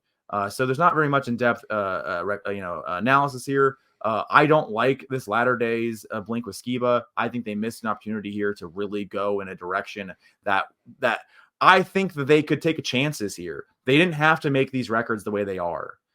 Even if I don't know, this is what Mark wants to make, I guess, right? Whatever. But what's ironic here, what we didn't bring up during Untitled, is Mark is the one that loves The Cure. Mark is the one that likes gothy shit. That's Mark. That's not Tom. Tom's the punk guy. Mark likes gothy, weird shit. That's what he likes. And that's not what we get when Mark has the reins. Yeah, I mean, it's funny because like a Boxcar was born out of like Tom's interest in like Fugazi, and that type of shit. And obviously with AVA and I think obviously U2 and like Coldplay and shit. And I think that's where kind of Neighborhoods as well has a lot of influence. I think Tom is way more willing to take risks with shit. Clearly, right? And just doing this and knowing I think he's a little bit more secure, which is weird because he's obviously a strange guy. I think he's a little bit more secure in like his creative output. Whereas I think these records exemplify the fact that Mark is like, I got to write a Blink album. We got to do a Blink album. And I think even those interviews, I wish I could find that quote where he talks about Take Off Your Pants, like, we got to do Enema 2. Like, we're going to do Enema 2. Where I think Tom's just like, let's do whatever, whatever we're influenced by at the time. I said 9's more of the same. It's got hip hop beats in there. So thanks, Travis. Yes, it does. I guess. So I guess that makes it contemporary, I suppose. I don't think Matt and Mark really gel well. Like, there's no dynamic here. Like I said, the voices, don't provide anything different to the song. I could listen to this album with just Matt Skiba or just Mark Hoppus. Whereas the beauty of Blink-182 is to hear both of them the entire album. Like I said, that's the hook. I don't hate Dark Side. I think it's a very catchy song, like a very poppy song. It's the same song as She's Out of Her Mind, though, just better. Like, better lyrically. Like, it's almost the same structure and concept and, like, even lyrical. I think it's just it's slightly better written. Like I said, it sounds like a band trying to keep up with younger bands that they inspired when they should just do whatever they want, considering this is going to sell regardless. You might piss people off, but it's going to sell regardless. I wrote, I really wish I hated you. It sounds like a Taylor Swift song. Yeah. That sounds like it should be on Red. It sounds like Never Getting Back Together, that Taylor, whatever that song is called, by Taylor Swift. So the girl that wrote that or helped co-write that, her name is Alexandria, or Ali Tamposi is her name. Uh-huh. She co-wrote the Kelly Clarkson song Stronger, some 5 Second Summer songs, Justin Bieber songs, Shawn Mendes, Young Thug. Yeah, that's my point. I'm not even saying that pop is bad. I'm just saying, like, the dynamic of Blink is those guys. So when you bring in all these outside songwriters, which can work for some bands, like it turned Aerosmith into one of the biggest bands ever, And those songs are great. I love all those songs. Like I love all those big poppy Aerosmith songs in the 80s. But I wrote ultimately I wrote this experiment and plus 44 proves that Mark needs Tom. Whether this record, the next record we'll talk about, exemplifies that, I don't know. Well, to be determined. But I think he needs Tom. I think and I think Mark needs Tom more than Tom needs Mark. Honestly, Yeah. I put 9 at number 11. It's by far the worst Yeah, thing same they've Z. ever done. So Same Z. It's not okay. Here's the thing. It's not like Say Anger level. It's not no, because no, at least no, Say Anger was different. Like at least Say Anger was risky. Like it was a weird, risky, totally, terrible decisions. totally risky. Yeah, But it was very risky, and like they went into it and they had hopes that like okay, well, and they were keeping up with the trends just like Blink was, but they still were taking risks and like and doing so because the trend was different. And plus, the trend that we're keeping up with was not something that they actually had a first hand in like no, not at all. making that trend. Like the trend was different than what they were. Yeah. And so like what's ironic behind this, if we're going to be very honest with each other here, what is ironic behind this is that Mark puts this record as the proof that he can or excuse me, this not this record but these last two records as proof that he doesn't need Tom. Yeah, I Because know. they have the Grammy nominee, they have record sales, and he uses this as Sure. like in the interview that he did with Zane Lowe, or they did with Zane Lowe when they were talking about, I don't know if you watched that or not, but like for the new record, they talk about it, and Tom and Mark talks about it. He's like, I thought that I needed to prove that I didn't need Tom DeLonge in my life, and I think that I did that. So a little bit of my pressure is off. He obviously has a big complex about that. Yeah. But I don't think that proves any of that, honestly. Do you know what this I is? completely disagree. But do you know what this is? This is Pink Floyd. It's just Pink Floyd. But Gilmour was smart enough to bring in the proper writers because the Gilmour Pink Floyd has co-writers, and he was smart, and with his wife too, and they were smart to bring in the proper writers and to keep the proper sound and to still keep kind of a little ballsiness into each of those later days Pink Floyd records. And there are fans, they're significant fans of those records, and maybe hell, maybe I don't know, you included, but maybe these age in a certain way where people actually do have like, well, that those records are actually great. I don't know. I guarantee you, there's fans of Blink that these are their favorite records. I guarantee you. They're all less than 20 years old, but I guarantee you. Sure. But maybe it'll be the same thing, and I don't need Roger Waters. I don't need David Gilmour or whatever, right? But here's the weird thing about him saying that, though, Tyler, is yeah, okay, we don't need Tom, but I need to call it Blink-182 to get sales and get the hype machine around it, and I need to have Travis here. I don't. No offense to Mark, I don't think Mark's the gel to this band. I think Tom, his weirdo-ness and his creativity and his persona, and also Travis being a great musician, and I think building kind of the aesthetic of the band is the band. I think Mark is good. I think he's got good songs, and I just don't think he's the gel that keeps it together. I really don't. I'm with you. Well, maybe he's the gel that keeps it together because he's more the sane one, I guess. But like, he's the safe one. Like, these are the safest records he could have possibly released. Yeah. And no, you talked about that. Like, he's proud of, cool. I mean, be proud, whatever. I don't care if these are somebody's favorite records. You like what you like. But the point, I was reading about, listening to this record, and it's like, yeah, it's so depressing. It's dark. It's all, and I'm like, these songs are like the most shiny bubblegum song. And I'm not saying that they can't have like a juxtaposition, but even the lyrical content, I couldn't really get out. He's talking about, I'm so depressed and I'm trying to write songs and I'm forced to write these songs. And I don't know if I can write another great song. And it's like, that's not coming off in this record. That's just my point. So I'm with you. Last record. This ranked last for both of us, anyway. Yeah. Moving on. Matt Skiba leaves. Kind of just finds out which is kind of screwed up. Yep. Like, what are you doing? You couldn't tell this guy. Obviously, he kind of probably knew the writing was on the wall from the beginning, but like, Yeah, he you wasn't getting couldn't, callbacks.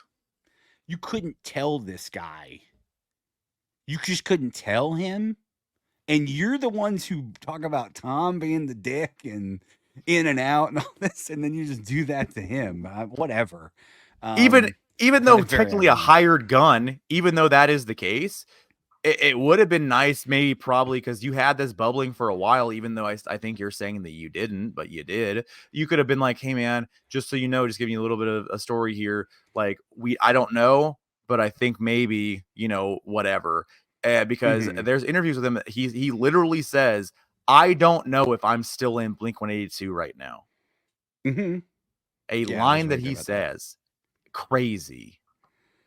Yeah, I don't know. Like you said, he's basically a hired gun, but they hyped him up coming in, didn't Mhm. really utilize him, and then they didn't even have the balls to say, "Hey, man, Tom's coming back," before he found out on the internet.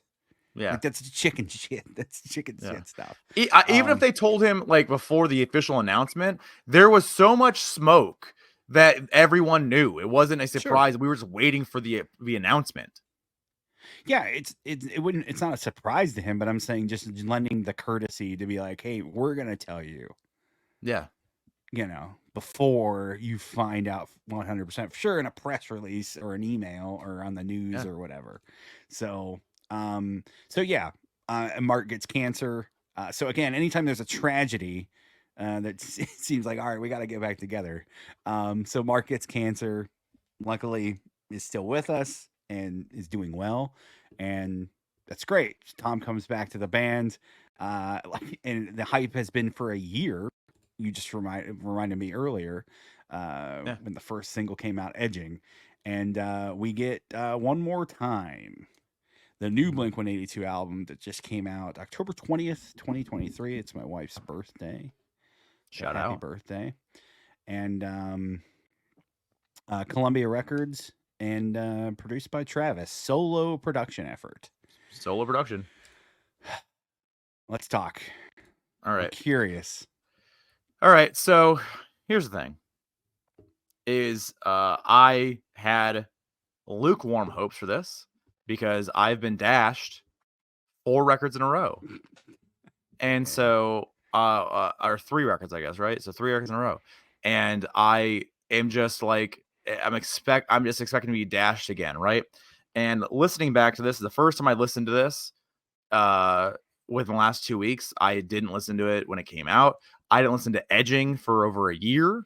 I just avoided it. I didn't listen to anything, right? This record is better than 9, and it's better than California. I will say that without question. I have no problem saying that whatsoever. It is better Hmm. than those records, okay?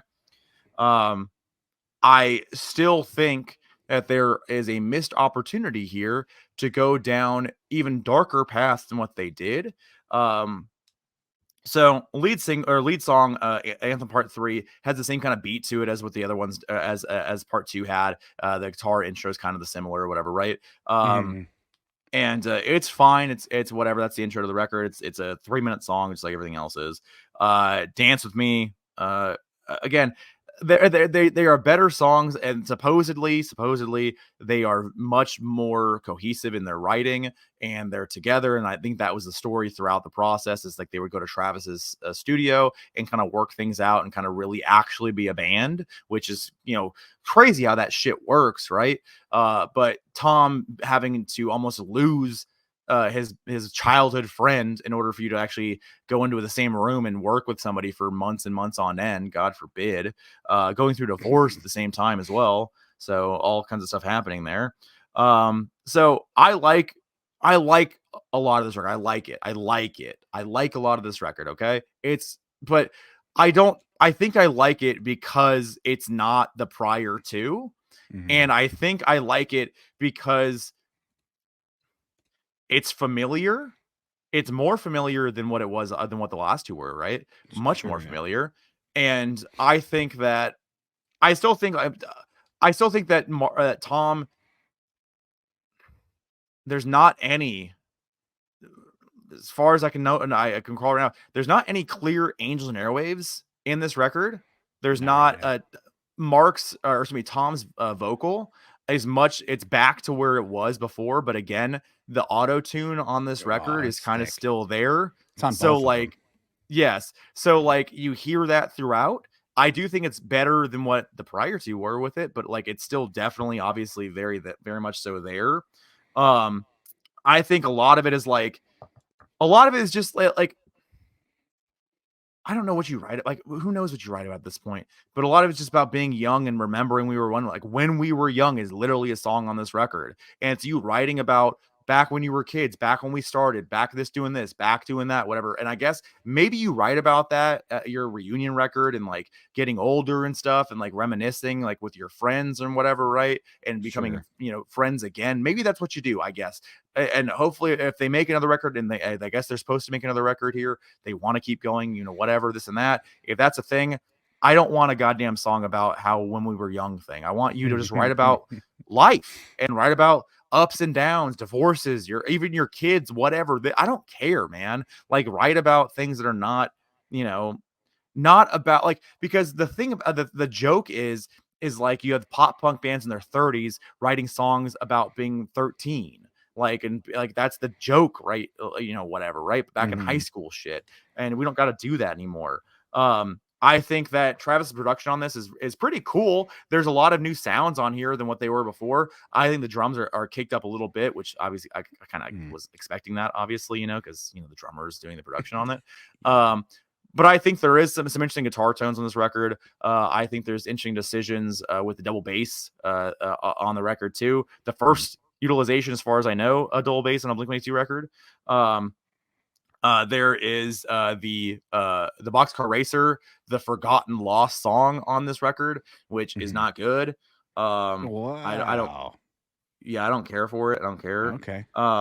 So that's it's Terrified, right? That's the song. Yeah. That's my favorite song on the record, easily. Wow. Easily. Okay.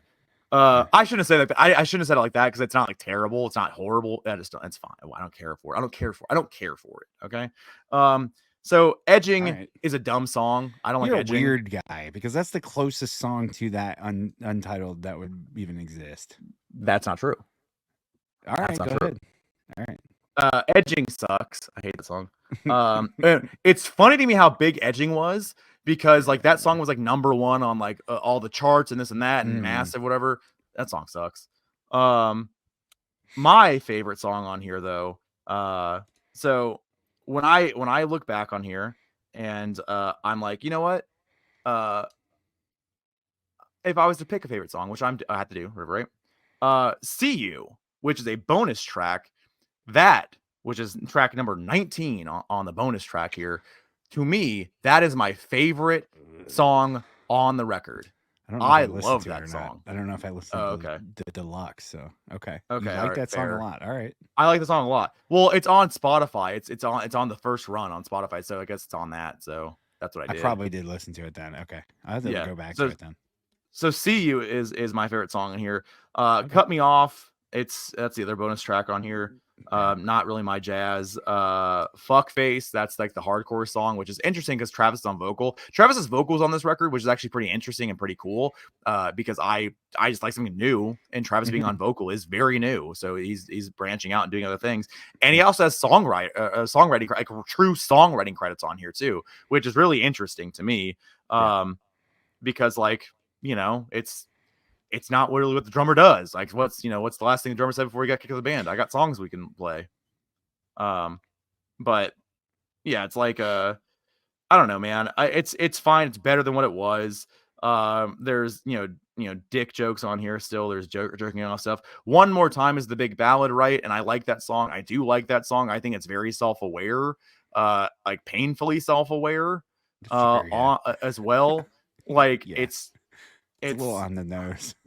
Yeah, a little too on the nose. Like, it's just like, I hope that there's not another thing that has to happen here for you to like talk to your friends.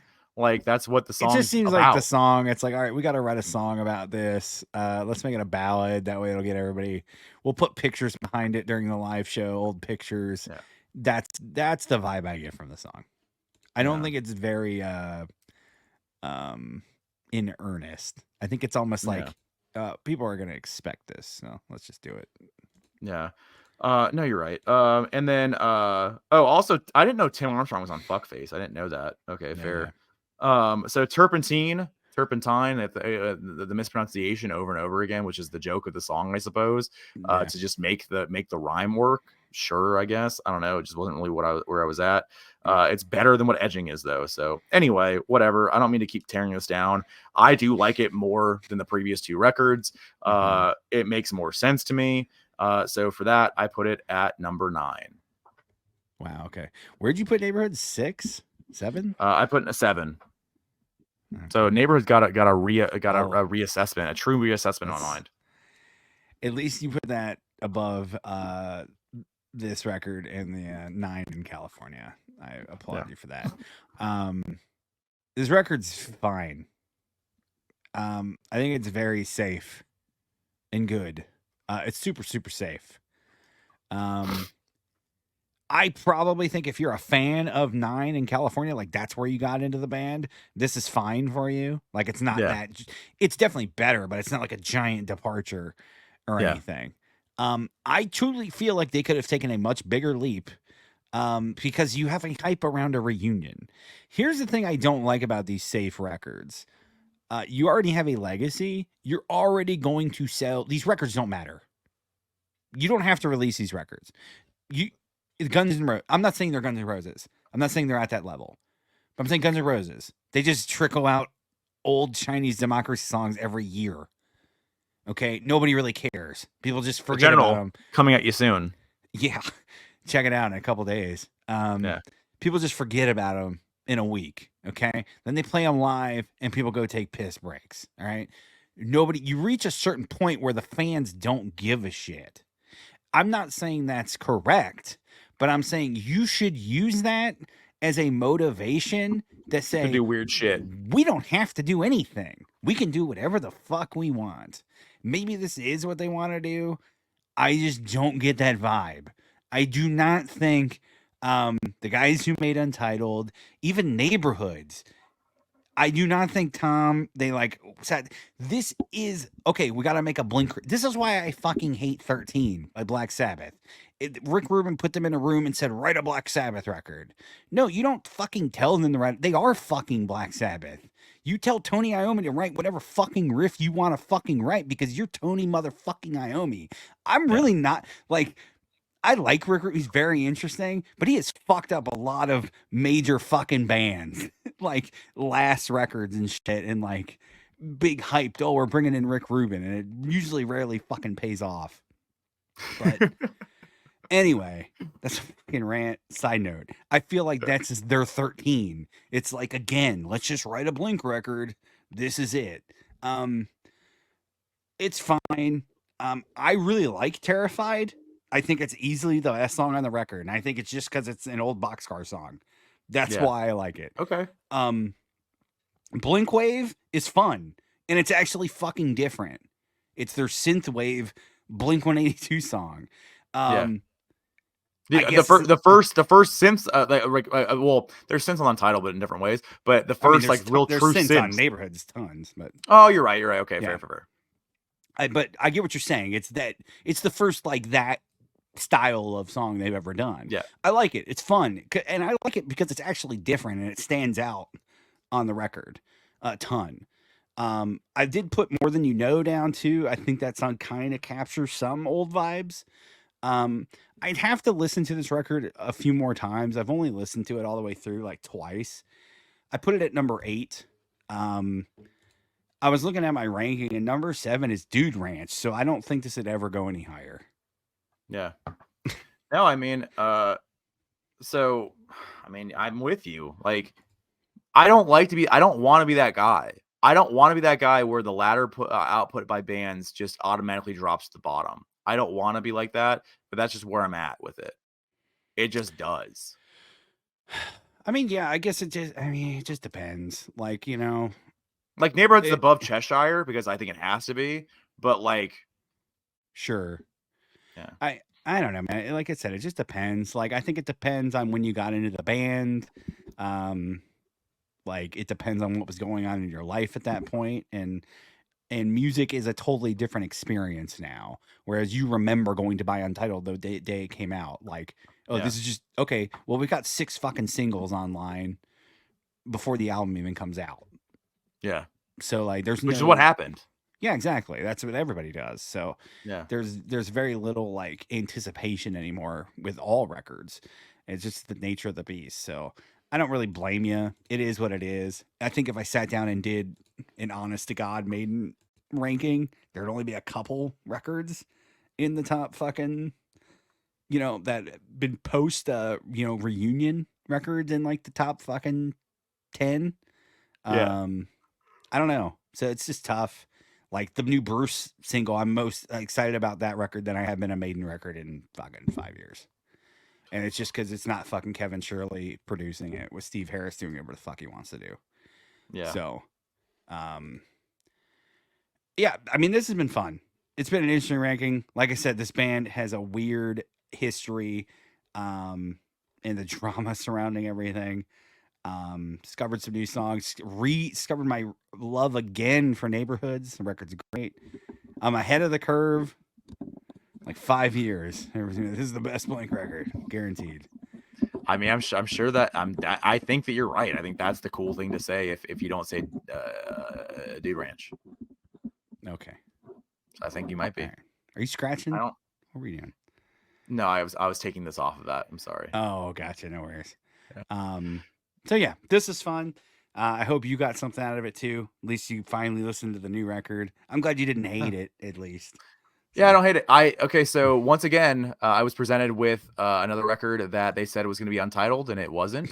So I am waiting in anticipation for the next Blink-182 record for them to say this is untitled, this is dark, this is the darkest shit we've ever done, this is the most aggressive, this is the heaviest thing. We made a metal record. Like I'm waiting for them to say the whole thing over again, Great. and then I will listen to it and go, oh, okay, that's not what happened at all. So you're just saying things to say things. So anyway, yeah, I love Blink-182. I still love Blink-182.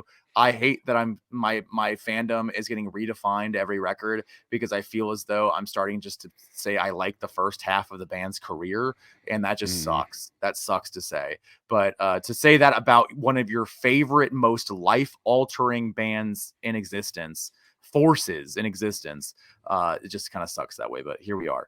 Anyway, yeah, it was fun. I'm glad we did it. I appreciate us doing a band rank. Another one, a ranking that, I only had to really think about half of it because the other ones I was very self-conscious about what I was doing. Here I wasn't.